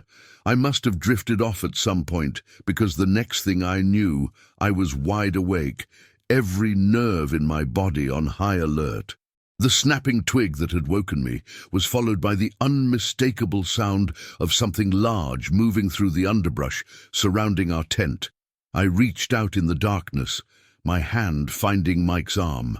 I squeezed it gently, trying to wake him without making a sound. He stirred, and I felt him tense as he too became aware of the noises outside. "What is that?" he whispered, his voice barely audible. I shook my head, forgetting he couldn't see me in the darkness. "I don't know," I breathed back. We lay there, scarcely daring to breathe, as the sounds continued. Whatever was out there, it was big. I could hear branches bending and leaves rustling as it moved around our campsite. Occasionally, there was a low snuffling sound, like something sniffing the air. My mind raced through possibilities. A bear, a moose. The park rangers had warned us about wildlife, but they had assured us that encounters were rare if we took proper precautions. Had we made a mistake, left food out? The more I thought about it, the more I second-guessed every action we'd taken. Suddenly, a shadow passed over the side of the tent. Even through the fabric, I could see the massive silhouette. It was easily 7 or 8 feet tall at the shoulder. My breath caught in my throat. This was no ordinary animal. Mike's hand found mine in the darkness, squeezing it tightly. I could feel him trembling, or maybe it was me. The creature outside moved again, this time to the front of the tent. We could hear its heavy breathing, punctuated by occasional snorts. Time seemed to stand still. I don't know how long we lay there, paralyzed with fear, listening to the creature investigate our campsite. Every muscle in my body was tense, ready to, run, fight. Against something that size, we wouldn't stand a chance. Just when I thought I couldn't take the suspense any longer, when I was sure I would scream or faint from the sheer terror of the situation, something changed. The creature let out a low, rumbling sound, not quite a growl, but not like any animal call I'd ever heard before. Then, slowly, the sounds of its movement began to recede. We waited, hardly daring to hope that it was leaving. Minutes ticked by, feeling like hours. Gradually, the normal sounds of the forest at night began to return. The chirping of crickets, the distant hoot of an owl. "I think it's gone," Mike whispered after what seemed like an eternity. I nodded, then remembered again he couldn't see me. Should we look outside?" I asked, my voice shaking. Mike hesitated. "Maybe we should wait until morning," he suggested. Part of me agreed wholeheartedly with this plan. The idea of unzipping the tent and potentially coming face to face with whatever had been out there was terrifying. But another part of me needed to know, needed to see if there was any evidence of what we'd experienced. "I don't think I can sleep not knowing," I admitted. Mike sighed, then I felt him shift, reaching for the flashlight we'd left by the tent entrance. "Okay," he said, his voice steadier than I felt. "But we stick together, all right?" I agreed, and with trembling hands, we unzipped the tent. The beam of the flashlight cut through the darkness, illuminating our campsite. At first glance, everything seemed normal. Our camping chairs were where we'd left them, the embers of our fire still glowing faintly. But as we stepped out of the tent, sweeping the flashlight around, we began to notice things. The ground around our tent was disturbed, with large, odd-shaped indentations in the soft earth. Our cooler, which we'd left on the picnic table, was on the ground, its contents strewn about. "Look," Mike said, his voice hushed. He was pointing at something just beyond the edge of our campsite. I followed the beam of his flashlight, and my breath caught in my throat. There, pressed into a patch of mud, was a footprint, but not just any footprint. It was enormous, easily twice the size of Mike's boot, and it didn't look quite human. The shape was off, with what looked like claws extending from the toes. What could have made that? I whispered, my voice shaking. Mike shook his head slowly. I don't know, he admitted. But whatever it was, it's not something I've ever seen before. We spent the next hour searching the area around our campsite, finding more footprints and signs of the creature's passage. But as the adrenaline wore off, exhaustion began to set in. Despite our lingering fear, we knew we needed to try to get some rest.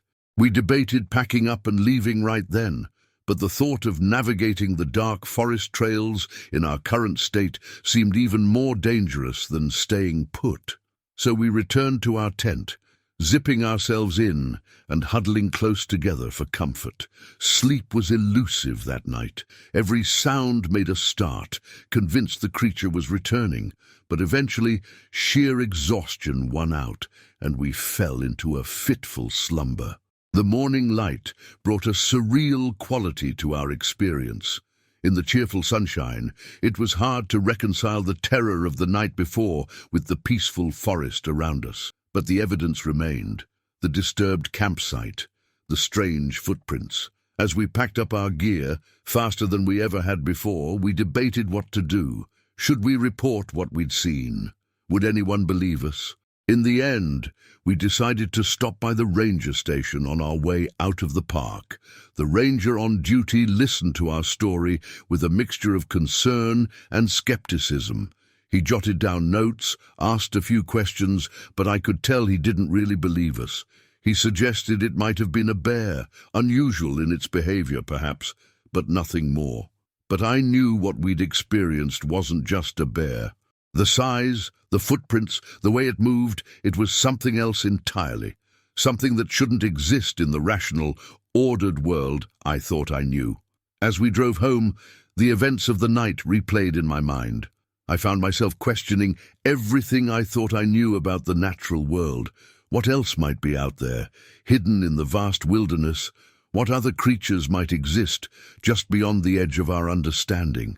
One thing was certain: I would never look at the forest the same way again. The wilderness, which I had always seen as a place of beauty and serenity, now held an element of mystery and danger that both terrified and fascinated me. In the weeks that followed, I threw myself into research, looking for any similar encounters, any explanation for what we'd experienced.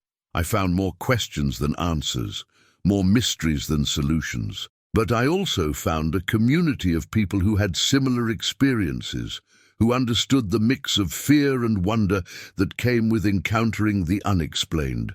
Mike and I still go camping. We still love the outdoors. But now, when night falls and the forest grows quiet, we listen a little more closely. We watch the shadows a little more carefully. And we wonder, always, about what might be out there, just beyond the reach of our flashlights, waiting to remind us that the world is far more mysterious than we ever imagined. Story 19. The low growl sent shivers down my spine, freezing me in place. 30 feet up in a tree, my camera poised for the perfect shot, I suddenly realized I was no longer the observer. I had become the prey. My name is Elena, and I've been a wildlife photographer for over a decade. I've captured images of elusive creatures in some of the most remote corners of the world. But nothing could have prepared me for that fateful night in the dense forests of the Pacific Northwest. It was supposed to be a routine assignment, spending a week in an elevated hide, documenting the nocturnal habits of the local wildlife. I'd done similar shoots countless times before, always thrilling at the chance to capture moments rarely seen by human eyes. This time, however, would be different. I'd arrived at my location just as the sun was setting, casting long shadows through the ancient trees. The forest was alive, with the sounds of day creatures settling down and night animals stirring. I climbed up to my platform, a sturdy wooden structure about 30 feet up, a massive Douglas fir.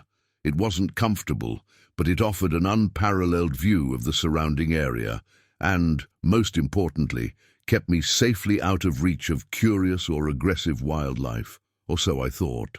The first few hours passed uneventfully. I managed to get some nice shots of an owl silently gliding between the trees and a family of raccoons foraging on the forest floor. As the night deepened, a heavy mist rolled in, adding an ethereal quality to the scene. It was peaceful, almost magical. Then everything changed. It started with a feeling, a prickling sensation on the back of my neck, as if I was being watched. I'd experienced this before. It's not uncommon when you spend a lot of time around predators, but this felt different, more intense. I scanned the area through my camera lens, but the mist made it difficult to see clearly. That's when I heard it, a low, rumbling growl that seemed to come from everywhere and nowhere at once. It was unlike anything I'd ever heard before. Too deep for a wolf, too guttural for a bear. My heart rate spiked, and I felt a cold sweat break out across my skin. I lowered my camera slowly, straining my eyes to penetrate the misty darkness. For a moment, there was nothing but the sound of my own ragged breathing. Then, I saw movement at the base of my tree. At first, I thought it must be a bear. It was large, dark, and moved with a predator's grace. But as it circled the tree, I realized with growing horror that this was no ordinary animal. It moved on two legs, its gait somewhere between a man's walk and a beast's prowl. I held my breath, hoping against hope that it hadn't noticed me. But then it stopped, and I swear I felt its gaze lock onto me. Two eyes gleamed in the darkness, reflecting the faint moonlight. They were too high off the ground to be a bear on all fours, and too widely set to be a man. In that moment, all my years of experience, all my knowledge of wildlife behavior seemed to evaporate. I was face to face with something that shouldn't exist, something that defied explanation, and I was trapped. The creature, I couldn't bring myself to name it, began to circle the tree again, never taking its eyes off me. I could hear its claws scraping against the bark, and my mind raced with the terrifying possibility that it might be able to climb. I reached for my satellite phone with trembling hands, but then hesitated. Who would I call? What would I say? That I was being stalked by some impossible creature? They'd think I was crazy or playing a prank. And even if they believed me, help was hours away. No, I realized with a sinking feeling, I was on my own. The creature let out another growl, louder this time, and I saw it rear up on its hind legs. It was massive, easily 8 feet tall, with a broad, muscular chest covered in thick fur. Its head was a nightmarish blend of bear and wolf, with an elongated snout filled with gleaming teeth. I fumbled for my camera, driven by some insane impulse to document what I was seeing, but as I raised it to my eye, the creature dropped back to all fours and charged at the tree. The impact shook the entire platform. I grabbed onto the railing, my camera falling and dangling from its strap. The creature backed up and charged again and again. Each impact sent shockwaves through the tree, and I could hear the ominous creaking of wood under stress. Panic overwhelmed me. I was no longer a seasoned wildlife photographer. I was prey, trapped and terrified. I searched desperately for something, anything I could use to defend myself. My gear bag contained a small canister of bear spray, but would that even work against this thing? As the creature continued its assault on the tree, I forced myself to think. I needed to do something, or I wouldn't survive the night. With shaking hands, I unclipped my harness, a safety measure I usually used when changing positions on the platform. If the worst happened and the hide came down, at least I wouldn't be trapped in it. The attacks on the tree intensified. I could hear branches snapping, feel the platform swaying dangerously. In a moment of clarity, I realized my only chance was to try and scare the creature away. I grabbed my powerful flash unit, used for rare nighttime shots, and waited for the next charge. As the creature reared up again, I aimed the flash directly at its face and triggered it, simultaneously letting out the loudest, most aggressive shout I could muster. The forest lit up like daylight for a split second, and I heard a roar of surprise and pain. When my eyes readjusted to the darkness, I saw the creature backing away, shaking its massive head. Encouraged, I did it again and again. Each time the creature retreated a little further. I kept at it, my voice growing hoarse from shouting, until finally, with one last earth-shaking roar that faded into the distance, the creature disappeared into the mist-shrouded forest. I collapsed onto the platform, my whole body shaking with adrenaline and fear. I don't know how long I sat there, straining my ears for any sign of the creature's return. But as the minutes ticked by and the normal sounds of the forest gradually returned, I began to believe that maybe, just maybe, I had survived. As the first light of dawn began to filter through the trees, I finally felt safe enough to climb down. My legs were so weak I nearly fell, but I managed to make it to the ground. That's when I saw the evidence of the night's events. Deep claw marks scored the trunk of the tree, and the forest floor was churned up with massive, unidentifiable footprints. I took a few shaky photographs, knowing I needed some proof of what had happened. Then, abandoning the rest of my equipment, I made my way back to my campsite as fast as my trembling legs could carry me. I threw my gear into my truck and drove straight to the nearest ranger station. The ranger on duty listened to my story with a mixture of concern and disbelief. I could see in his eyes that he thought I was either crazy or had let my imagination run wild after a bear encounter. Even the photographs I'd taken in the dawn light didn't seem to convince him. The mist and low light made the images unclear, the footprints indistinct. In the days and weeks that followed, I struggled to come to terms with what I'd experienced. I pored over my images, enhanced them, tried to find some concrete evidence of what I'd seen. But the more I looked, the more doubts crept in. Had it really been some unknown creature, or had fear and darkness played tricks on my mind? I found myself diving into research, reading about cryptozoology and local legends. I discovered stories of similar encounters in the area, tales of a creature that walked like a man but looked like a beast. Some called it Bigfoot, others Sasquatch, but none of the descriptions quite matched what I'd seen. My experience changed me profoundly. I still work as a wildlife photographer, but now I approach the wilderness with a mix of respect and caution I never had before. I'm more aware of the possibility that there are things out there we don't understand, creatures that defy our current scientific knowledge. Sometimes, on dark nights when the wind whispers through the trees, I find myself thinking back to that encounter. I wonder if the creature is still out there, roaming the vast, untamed wilderness. I wonder if anyone else has seen it, if they've had the courage to speak up about their experience. And I wonder, with a mix of fear and fascination, if our paths will ever cross again. Because one thing is certain. That night in the forest opened my eyes to the fact that the natural world is far more mysterious, far more dangerous, and far more awe-inspiring than we ever imagined.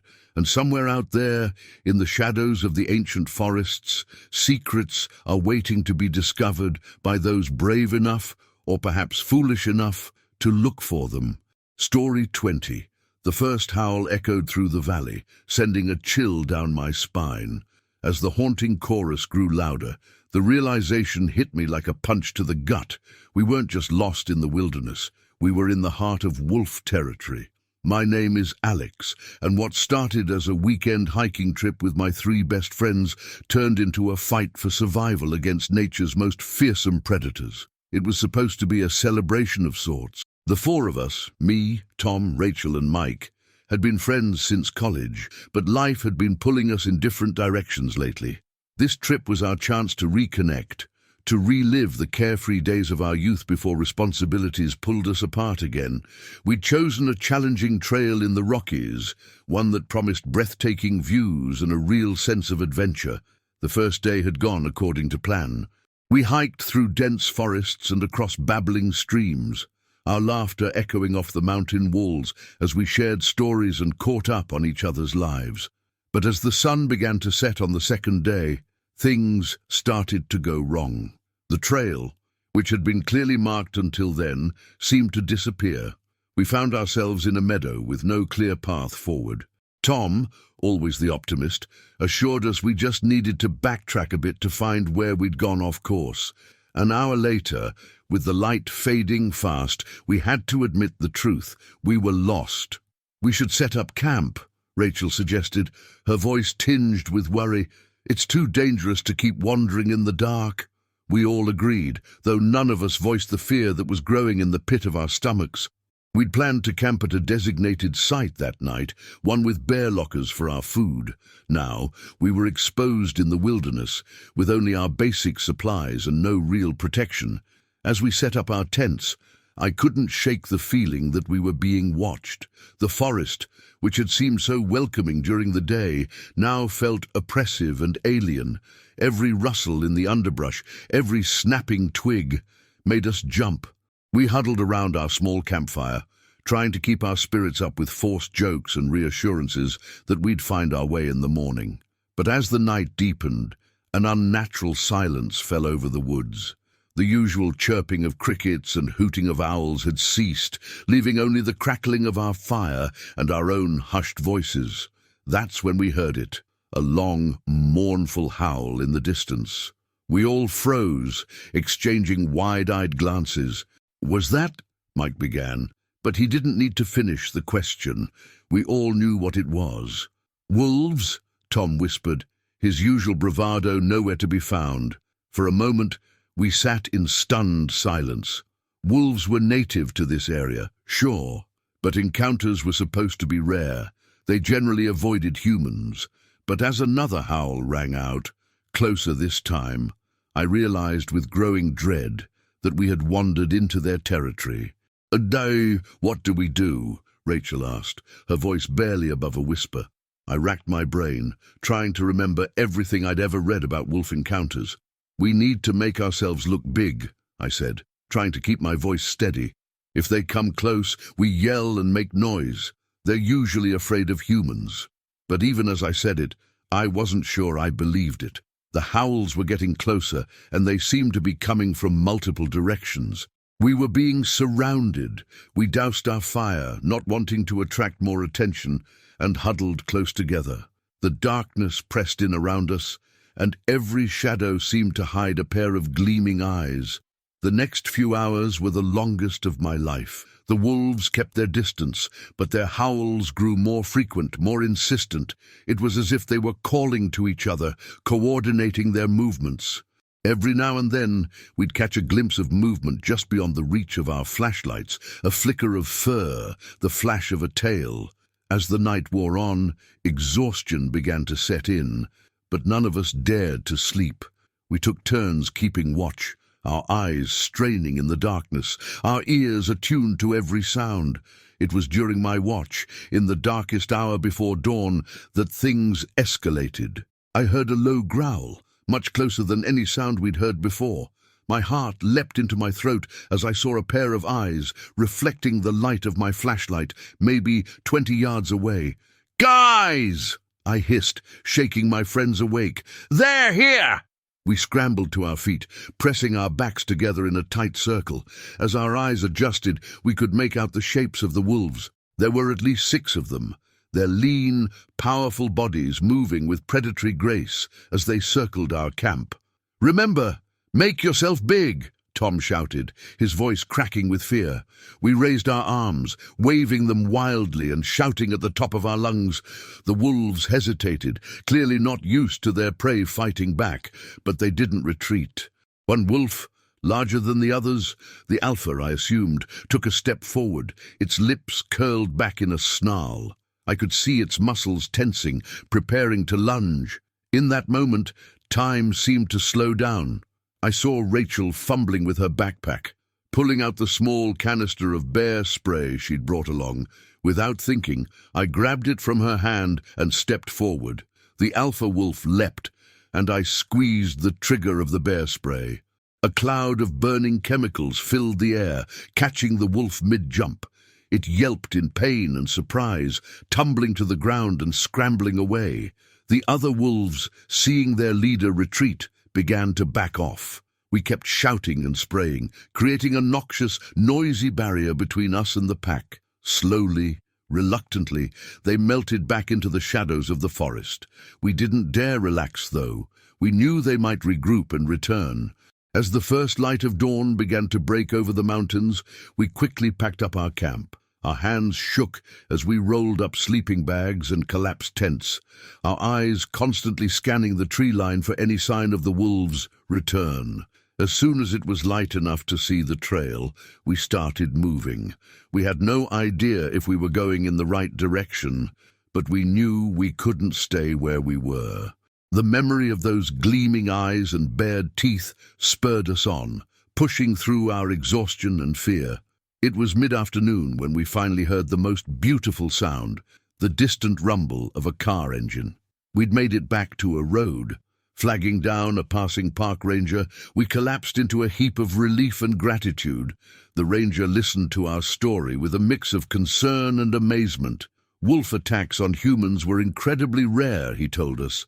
We'd been incredibly lucky and incredibly foolish to have wandered so far off the trail. In the days that followed, as we recovered from our ordeal, I found myself haunted by the experience. The memory of those wolves, their power, their coordination, the intelligence gleaming in their eyes, both terrified and fascinated me. I began to research wolves obsessively, learning about their social structures, their hunting patterns, their crucial role in the ecosystem. I realized that what we had experienced was incredibly rare. Wolves, for all their fearsome reputation, generally avoid humans. We had blundered into their territory, presenting ourselves as a potential threat. In a way, their reaction was understandable. They were protecting their home, their pack. This realization didn't make the memory any less terrifying, but it did give me a new perspective. We had entered their world unprepared, and we were lucky to have made it out. It was a harsh reminder of the power of nature, of the fact that for all our technology and supposed dominance, we are still subject to the ancient laws of the wilderness. Our group dynamic changed after that night. The experience had forged a bond between us that went beyond our old friendship. We had faced death together, had relied on each other for survival. It was a connection that couldn't be explained to others who hadn't been there. We still go hiking, but now we do it with a new respect for the wilderness. We're more careful, more prepared. And on nights when the moon is full and I hear a distant howl, I'm transported back to that terrifying night. I feel again the primal fear of being prey, but also a sense of awe at the raw, untamed power of nature. The wolves taught us a valuable lesson. The wilderness is not our playground. It's a complex, dangerous, beautiful world that demands respect. And sometimes, if we're not careful, it reminds us of our place in the natural order in the most terrifying way possible. Story 21. The snap of a twig behind me shattered the silence of the forest. My heart leapt into my throat as I slowly turned, rifle clutched tightly in my sweating hands. What I saw in that moment would change my understanding of the wilderness forever. My name is Jake, and I've been a hunter for most of my life. Growing up in rural Montana, I learned to track and hunt before I could drive. The forests were my second home, a place where I felt confident and in control.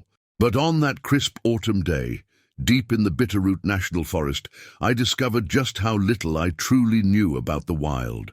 The day had started like any other hunting trip. I'd set out before dawn, the cool morning air biting at my cheeks as I made my way deep into the forest. I was tracking a particularly elusive buck that I'd been after for weeks. Its tracks were distinctive, larger than average, with a slight irregularity in the left hoofprint. I'd caught glimpses of it a few times, always just out of range, its massive antlers disappearing into the underbrush before I could get a clear shot. As the day wore on, I found myself further from my usual hunting grounds than I'd ever been before. The forest here felt different, older somehow. The trees grew closer together, their branches intertwining overhead to create a canopy that blocked out much of the sunlight. The usual sounds of the forest, birdsong, the rustle of small animals in the underbrush, seemed muted, as if the woods themselves were holding their breath. I'd been following a promising set of tracks for hours when I came across something that made me pause. The tracks I'd been following suddenly changed. They were still deer tracks, but they were off, larger than before, and shaped slightly wrong, as if the deer had suddenly grown and its hooves had changed shape mid-stride. Crouching down, I examined the tracks more closely. They were fresh, the edges still sharp in the soft earth, but the more I looked, the less sense they made.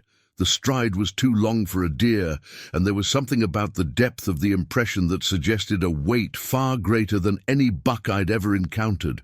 That's when I heard it, the snap of a twig behind me. I froze, every muscle in my body tensing. Slowly, carefully, I stood and turned, bringing my rifle up to my shoulder in one practiced motion. What I saw made my blood run cold.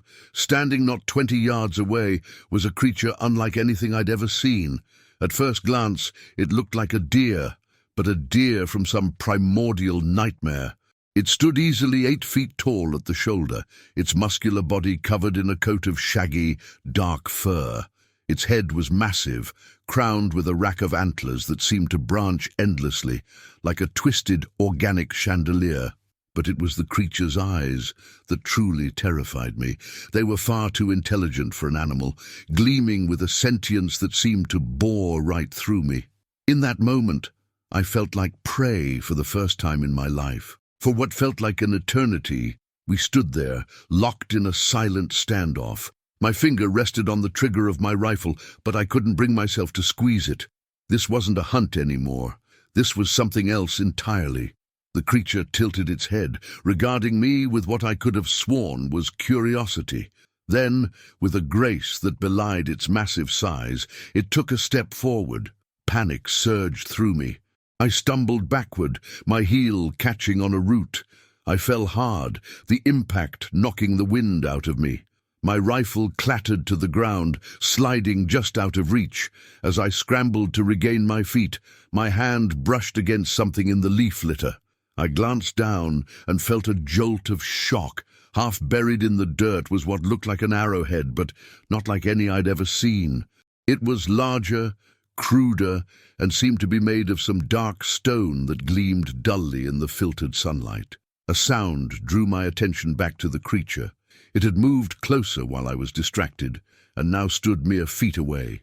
This close, I could smell it, an odd mixture of musk and something else, something ancient and earthy. To my astonishment, the creature lowered its massive head, bringing one of those too intelligent eyes level with mine. I found myself unable to look away, captivated by the depth I saw there. It was like looking into the eyes of something that had walked the earth when it was young, something that had seen the rise and fall of civilizations. And then, as suddenly as it had appeared, the creature turned and bounded away into the forest. The movement was so quick, so fluid, that for a moment I wondered if I had imagined the whole thing. But the arrowhead in my hand and the massive tracks in the soft earth told me it had been real. I sat there for a long time, my mind struggling to process what I'd seen. Everything I thought I knew about the forest, about the animals that inhabited it, had been turned on its head. I'd always seen myself as a skilled hunter, someone who understood the ways of the wild. Now, I felt like a child who had glimpsed something beyond his comprehension. As the light began to fade, I finally gathered myself enough to stand. I picked up my rifle, but it felt strange in my hands now, almost inappropriate.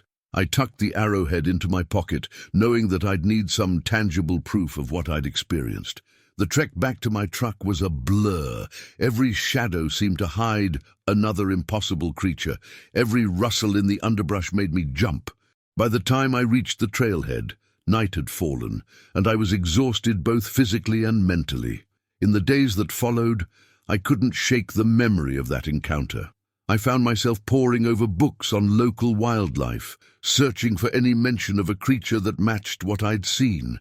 I even reached out to a professor of zoology at the state university, showing him the arrowhead and describing my experience. The professor was skeptical, of course. He suggested that stress and isolation might have caused me to misinterpret a normal animal encounter. But when he examined the arrowhead, I saw a flicker of doubt cross his face. He couldn't identify the stone it was made from, and the craftsmanship suggested it was far older than any Native American artifacts found in the area. As weeks turned into months, I found myself drawn back to that part of the forest again and again. I never saw the creature again, but I began to notice things I'd overlooked before. Strange tracks that didn't quite match any known animal, unusual patterns of broken branches high up in the trees. Once, I even found a tuft of coarse, dark fur caught on a thorny bush, unlike anything I'd ever seen. My obsession began to affect my life. I spent less time at work and more time in the forest. My friends and family grew concerned, especially when I tried to explain what I was looking for. They thought I was chasing a fantasy, that the stress of my encounter had unbalanced me somehow. But I knew what I had seen, and I knew that somewhere, deep in the most remote parts of the forest, there were things that defied explanation. Things that had perhaps walked those woods since before humans ever set foot there. As time passed, I came to a realization. The creature I'd encountered hadn't harmed me when it had the chance. In fact, it had seemed more curious than aggressive. I began to wonder if maybe, just maybe, it had been studying me as much as I had been studying it. This thought led me to a profound shift in my relationship with the forest. I stopped hunting, unable to reconcile my old pastime with my new understanding of the wilderness. Instead, I took up wildlife photography, hoping to capture evidence of the creature on film. But more than that, I found myself approaching the forest with a new sense of reverence. Every time I stepped under those ancient trees, I felt like I was entering a world far older and more mysterious than I had ever imagined. A world where legends might walk in broad daylight, and where the line between myth and reality blurred. I never told anyone else about my encounter. How could I explain something that I barely understood myself? But I carry the memory with me always, a secret knowledge that has forever changed how I see the world.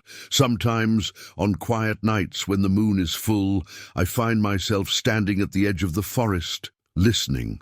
And sometimes, carried on the wind, I hear something, a sound not quite like any animal I know. In those moments, I smile, knowing that out there, in the deepest, wildest parts of the forest, mysteries still roam free, and I am content to be one of the few who know they exist, a silent guardian of a secret too profound for words. Story 22. The darkness swallowed us whole as our flashlights flickered and died. In that moment of pitch-black silence, the scraping sounds echoing through the cave took on a new, terrifying dimension. We were no longer the explorers. We had become the prey. My name is Ethan, and what started as an adventure with my best friend Jake quickly turned into a nightmare that would haunt us for years to come. It was the summer before our senior year of high school, and Jake and I were determined to make it memorable. We'd grown up in a small town nestled in the foothills of the Appalachian Mountains, where local legends and ghost stories were as much a part of our childhood as skinned knees and summer barbecues. One story had always fascinated us more than the others, the tale of Hollow Creek Cave. According to the old-timers, the cave system stretched for miles under the mountains, harboring all sorts of mysteries. Some said it was home to albino creatures that had evolved in the darkness. Others whispered about lost explorers who had ventured too deep and were never seen again. Of course, our parents and the other adults in town always warned us to stay away from the cave. They said it was dangerous, unstable, a death trap waiting to happen. But at 17, we felt invincible. Those warnings only made the lure of the cave stronger. So, on a sweltering August day, Jake and I packed our backpacks with what we thought we'd need for a cave exploration: flashlights, extra batteries, some snacks, water, and a basic first aid kit. We told our parents we were going hiking, carefully omitting our true destination. The hike to the cave entrance was grueling. By the time we reached the gaping maw of darkness carved into the mountainside, we were drenched in sweat and breathing heavily. But our excitement overshadowed our fatigue. "Ready for this?" Jake grinned, his flashlight beam dancing across the cave entrance. I nodded, trying to ignore the knot of apprehension forming in my stomach. "Let's do it." The first part of our exploration went smoothly. The main passage was wide and relatively easy to navigate. We marveled at the stalactites and stalagmites, our voices echoing off the damp walls. Every so often, we'd stop to examine interesting rock formations or to take a drink of water.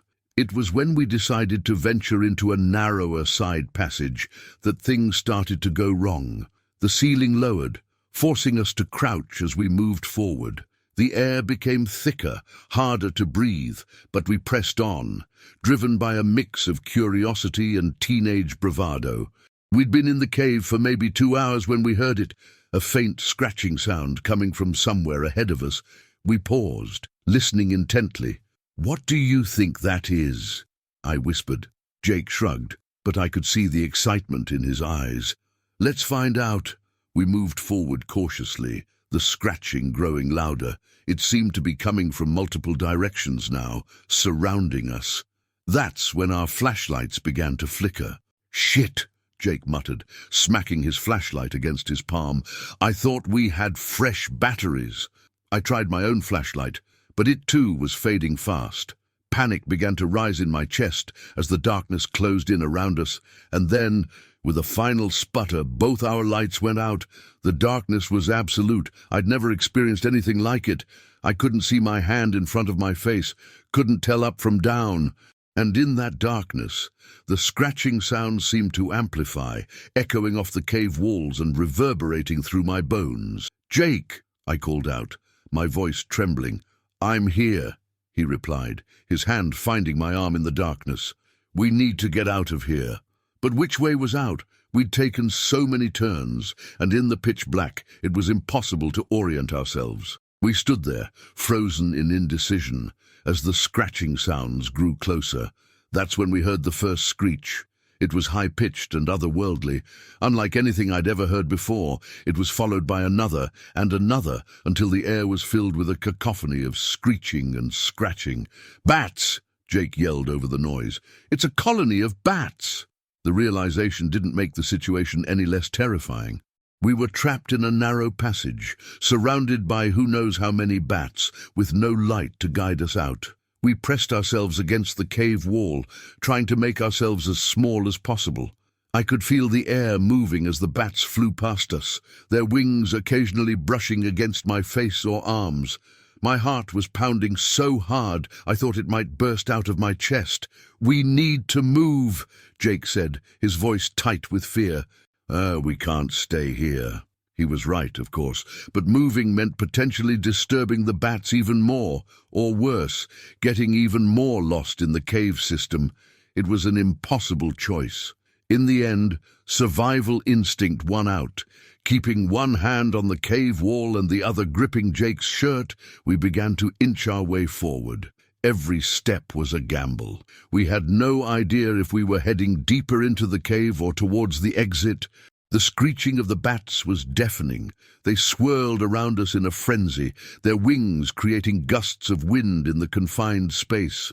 More than once, I felt the sharp prick of tiny claws catching on my skin or in my hair. We moved painfully slowly, feeling our way along the rough cave wall. Every few steps, we'd pause to listen, hoping to hear some sign of which way to go. But all we could hear was the endless screeching of the bats. I lost all sense of time. It could have been minutes or hours that we stumbled through the darkness. My nerves were frayed, every unexpected touch or sound making me flinch. I was on the verge of breaking down completely when Jake suddenly stopped. "Do you feel that?" he asked. At first, I didn't know what he meant, but then I felt it too, a faint breeze on my face, fresh air. Hope surged through me, giving me a second wind. We quickened our pace, following the breeze. The passage seemed to be widening, the ceiling rising above us. And then, in the distance, I saw it, a faint glimmer of light. We practically ran towards it, no longer caring about the bats that still swarmed around us. The light grew brighter, and suddenly we were out, blinking in the harsh sunlight of late afternoon. We collapsed on the ground outside the cave entrance, gulping in the fresh air. Our clothes were torn and dirty, our skin scratched and bruised, but we were alive. As the adrenaline wore off, the full impact of what we'd experienced hit me. I began to shake uncontrollably, tears streaming down my face. Jake wasn't in much better shape. We sat there for a long time, unable to speak, just grateful to be out of that terrifying darkness. When we finally made our way back to town, we were met with a mix of anger and relief from our parents and the local authorities. A search party had been about to set out for us. We told them about getting lost in the cave, but we downplayed the encounter with the bats. Some things were too intense, too personal to share. That experience changed us. The nightmares lasted for months, dreams of endless darkness, of being lost and alone, of screeching sounds that never stopped. But it also gave us a new respect for nature, for the unknown. We learned the hard way that some warnings are there for a reason, that some adventures aren't worth the risk. Years later, Jake and I still talk about that day. We've researched cave systems and bat colonies, trying to understand what we experienced. We learned that what we encountered was likely a large colony of cave-dwelling bats, probably disturbed by our presence in their home. The scratching sounds were likely the bats moving on the cave walls, and the screeching was their echolocation and communication. Understanding the science behind it doesn't make the memory any less terrifying, but it does remind us of an important lesson. The natural world is full of wonders and dangers beyond our imagination, and sometimes the most terrifying monsters are the ones that actually exist, hidden away in the dark corners of our world. We never went back to Hollow Creek Cave, but sometimes, on dark nights when the wind whistles just right, I swear I can still hear the echoes of those screeches. And I'm reminded that true horror doesn't need supernatural elements. The realities of nature, when encountered in the wrong place at the wrong time, can be more terrifying than any ghost story. Story 23. The crunch of leaves under my running shoes was the only sound in the crisp morning air until a sudden rustling in the bushes made my heart skip a beat. In that moment, I realized I wasn't alone on the trail, and my peaceful morning run was about to turn into a fight for survival. My name is Sarah, and I've been an avid trail runner for years. The forest paths near my home have always been my sanctuary, a place where I could clear my mind and challenge my body. But on that fateful morning, the familiar trails became a terrifying maze of danger and instinct. It was just after dawn when I set out on my usual route. The air was cool and misty, the kind of morning that makes you feel alive with every breath. I'd been running for about 20 minutes, my muscles warm and my mind settling into that meditative state that comes with a good run, when I first noticed something was off. At first, it was just a feeling, a prickling sensation on the back of my neck like I was being watched. I shook it off, attributing it to an overactive imagination fueled by too many true crime podcasts. But then I heard it, a distinct rustling in the underbrush to my left, moving parallel to the trail. I slowed my pace, straining my ears. The rustling stopped when I did, then started again as I resumed running. Whatever it was keeping pace with me. My heart rate, already elevated from the run, began to climb higher as adrenaline surged through my system. I picked up my speed, hoping to outrun whatever was in the bushes. But the faster I went, the louder and more frenzied the rustling became. It was then that I caught a glimpse of something dark and bulky moving between the trees. My mind raced through possibilities. A deer? A bear? Neither seemed likely given the way it was moving. I was about to break into a full sprint when suddenly the creature burst out onto the trail about 20 yards ahead of me. I skidded to a stop, my running shoes sliding on the leaf-covered path. There, standing in the middle of the trail and staring directly at me, was a massive wild boar. Its tusks gleamed in the early morning light, and its small, dark eyes were fixed on me with an intensity that made my blood run cold. For a moment, we stood there, frozen in a silent standoff. I'd heard about wild boars in the area, but I'd never encountered one before. I knew they could be aggressive, especially if they felt threatened. My mind scrambled to remember what to do in this situation, but fear had pushed all rational thought from my head. The boar pawed at the ground, letting out a low grunt. I took a slow step backward, hoping to put some distance between us without triggering its chase instinct. But as I moved, I heard another rustle from the bushes behind the boar. To my horror, a smaller boar, clearly a juvenile, emerged from the underbrush. In that moment, I realized the true danger of my situation. I wasn't just facing an adult boar. I was standing between a protective parent and its young. The adult boar let out a loud snort, steam rising from its nostrils in the cool air. I knew I had to act fast. Running was out of the question. Boars can reach speeds of up to 30 miles per hour in short bursts. Climbing a tree might be an option, but the nearest climbable one was several yards away, and I doubted I could reach it before the boar caught up to me. My heart pounding in my ears, I slowly began to back away, keeping my movements as smooth and non-threatening as possible. "Easy there," I said in a low, calm voice, more to steady myself than to actually communicate with the animal. "I'm not going to hurt you or your baby. I'm just going to leave, okay?" The boar took a step forward for every step I took back. I could see its muscles tensing under its bristly hide, ready to charge at any moment. The juvenile stayed close to its parent, letting out small grunts that sounded almost like whines. As I continued to back away, my foot caught on a root, and I stumbled slightly. The sudden movement was all it took to set the boar off. With a loud squeal, it lowered its head and charged. Time seemed to slow down. I could see every detail.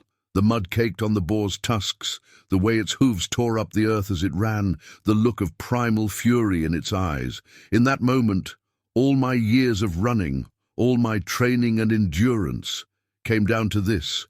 Could I outmaneuver an angry, wild boar? I dove to the side at the last second, feeling the rush of air as the boar thundered past me. I scrambled to my feet, leaves and dirt clinging to my running clothes. The boar, unable to stop its charge quickly, ran a few yards past me before turning around. Now I was between the adult and its young. The juvenile let out a high-pitched squeal, and I saw the adult's eyes narrow.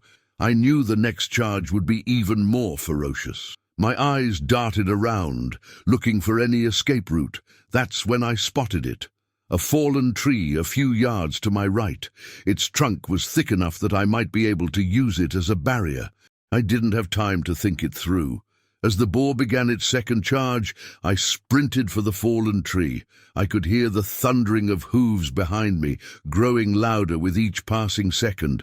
Just as I felt the boar's hot breath on my legs, I leaped over the trunk, tucking and rolling as I hit the ground on the other side. The boar, unable to stop or change direction, slammed into the tree trunk with a sickening thud. I heard it let out a pained squeal, then the sound of it scrambling to regain its footing. I didn't wait to see what would happen next. I was on my feet in an instant, running faster than I ever had in my life. The trail ahead forked, and I took the path that I knew led back to the main road.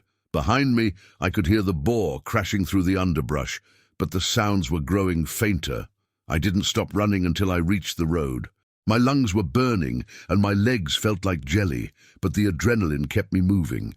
Only when I saw a car approaching did I finally allow myself to collapse onto the grassy shoulder of the road. The driver, an elderly man out for an early morning drive, stopped to help me. Through gasping breaths, I managed to explain what had happened. He looked at me with a mixture of concern and disbelief, but he was kind enough to give me a ride back to my car at the trailhead. As we drove, The reality of what had just happened began to sink in. I had come face to face with a wild boar, one of the most dangerous animals in these woods, and lived to tell the tale. The fear began to give way to a strange sort of exhilaration. I had survived. I had outwitted a creature that could have easily killed me. But along with that exhilaration came a newfound respect for the wilderness. In my years of running these trails, I had always seen the forest as my playground, a place I could visit and leave at will. Now I understood that I was just a visitor in a world that belonged to creatures far more powerful and primal than me. In the days that followed, I reported the incident to the local wildlife authorities. They thanked me for the information and warned me to be more careful in the future. Wild boar sightings had been increasing in the area, they said, as the animal's natural habitat was being encroached upon by human development. I took some time off from trail running after that, sticking to paved roads and populated areas, but eventually the call of the forest became too strong to resist. When I finally returned to the trails, it was with a new awareness. I carried a whistle and pepper spray, and I made sure to make noise as I ran to avoid surprising any wildlife. The incident with the boar had changed me. I was more cautious, yes, but also more in tune with my surroundings. Every rustle in the bushes, every snapped twig, took on new significance. I found myself noticing details I had overlooked before: animal tracks in the mud, marks on trees, subtle signs of the forest's inhabitants. Sometimes, when I run past the spot where I encountered the boar, I slow down and remember that heart-stopping moment. I think about the fine line between life and death, between being the observer and becoming part of the food chain. And I'm reminded that no matter how familiar we think we are with nature, it always has the power to surprise us, to humble us, and to remind us of our place in the grand scheme of things. The forest is still my sanctuary, but now it's a sanctuary I approach with reverence and respect, because I know that just beyond the trail, hidden in the shadows of the trees, the true wild heart of the forest is always watching, always waiting, ready to remind us of its power at a moment's notice. Story 24. The piercing scream shattered the night silence, freezing the blood in my veins. It wasn't the hoot of an owl or the cry of any animal I recognized. In that moment, I knew our research expedition had taken a terrifying turn. My name is Dr. Emily Chen, and I'm an ornithologist specializing in nocturnal bird species. What started as a routine field study in the dense forests of the Pacific Northwest quickly became a night I'll never forget. Our team of 4 researchers had been in the field for nearly 2 weeks, tracking and documenting the behavior of several owl species native to the area. It was challenging work, requiring long nights of silent observation and careful data collection. But for bird enthusiasts like us, it was a dream come true. That particular night had started like any other. We'd set up our equipment in a small clearing, each of us taking a different section of the surrounding forest to monitor. I was paired with Jake, a graduate student eager to gain field experience, while my colleagues, Dr. Sarah Thompson and Mark Rodriguez, took the other side of the clearing. The first few hours passed uneventfully. We recorded the usual calls of barred owls and the occasional great horned owl.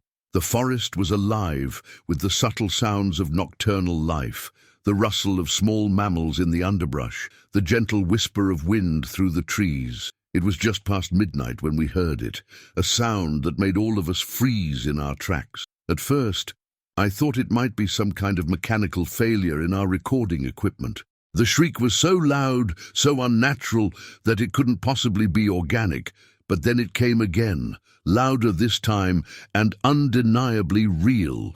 It was a high-pitched scream that seemed to contain notes of both pain and rage. It echoed through the trees, setting off a chorus of alarmed calls from the local wildlife. I fumbled for my radio, my hands shaking as I called the others. Did you hear that?" I asked, trying to keep my voice steady. "We heard it." Sarah's voice crackled back, tension evident in her tone. "Any idea what it could be?" I shook my head, forgetting for a moment that she couldn't see me. Nothing I've ever encountered before, I admitted. We agreed to regroup at the clearing, none of us wanting to be alone after hearing that sound. As Jake and I made our way back, I couldn't shake the feeling that we were being watched. Every shadow seemed to hide some unknown threat. Every rustle in the bushes made me jump. Back at the clearing, we huddled together, our flashlights creating a small island of light in the darkness. The forest around us had gone eerily quiet, as if every creature was holding its breath, waiting. "Could it be a big cat?" Mark suggested, his voice barely above a whisper. "Maybe a cougar in distress." I shook my head. I've heard cougars before. This was different. We debated our options. The rational part of my mind argued that we should pack up and leave, report the strange occurrence to the local wildlife authorities. But the scientist in me was curious. This could be a once-in-a-lifetime opportunity to document something truly unique. In the end, curiosity won out. We decided to investigate, but with caution. We would stay together, keep our satellite phone ready for emergency calls, and retreat at the first sign of danger. Slowly, we made our way in the direction of the scream. The forest seemed different now, more menacing. Trees that had been familiar landmarks during the day now loomed over us, their branches reaching out like gnarled fingers. We had been walking for about 10 minutes when we heard it again, that blood-curdling scream, much closer this time.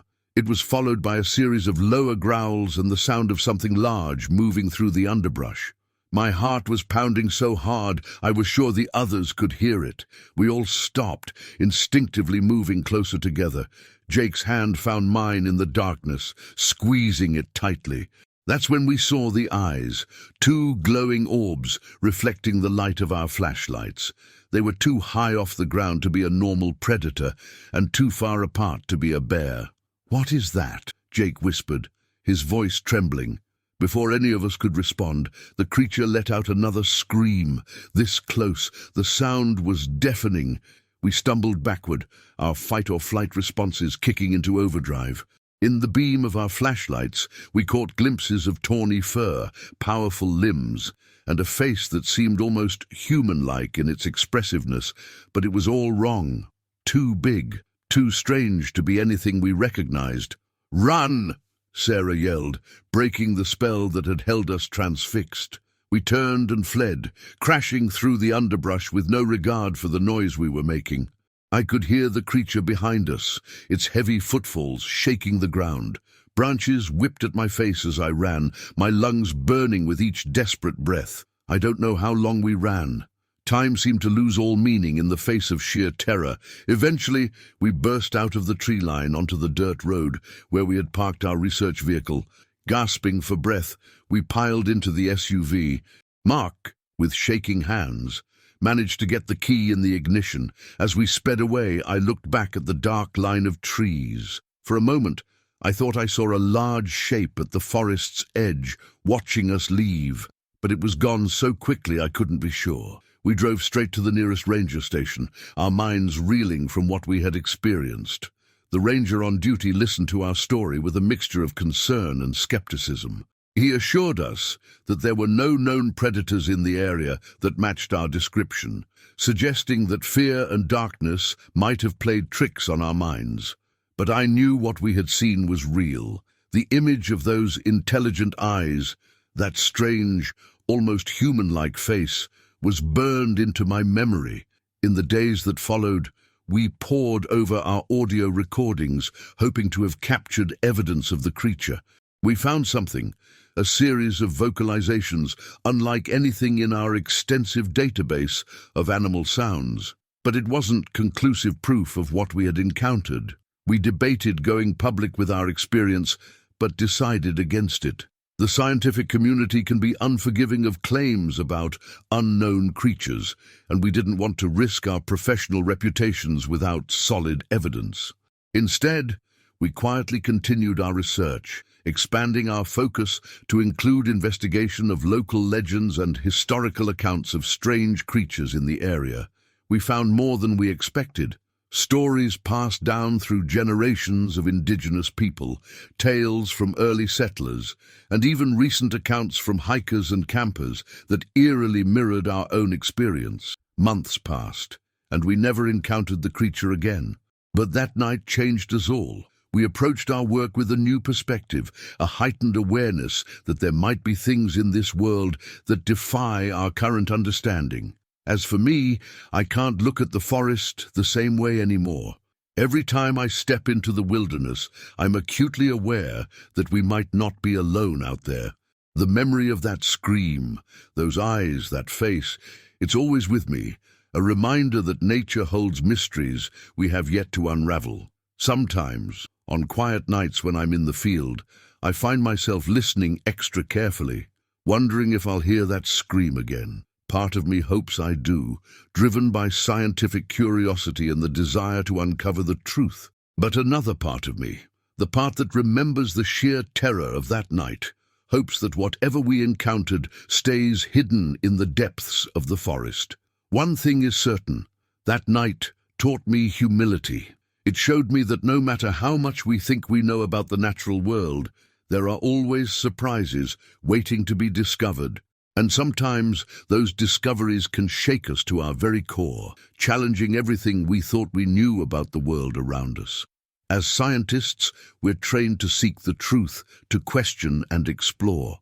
But that night in the forest reminded me that some truths might be better left uncovered, some mysteries better left unsolved. Because once you've glimpsed the unknown, once you've heard its scream echoing through the dark forest, you can never unhear it, and you'll never look at the wilderness or yourself quite the same way again.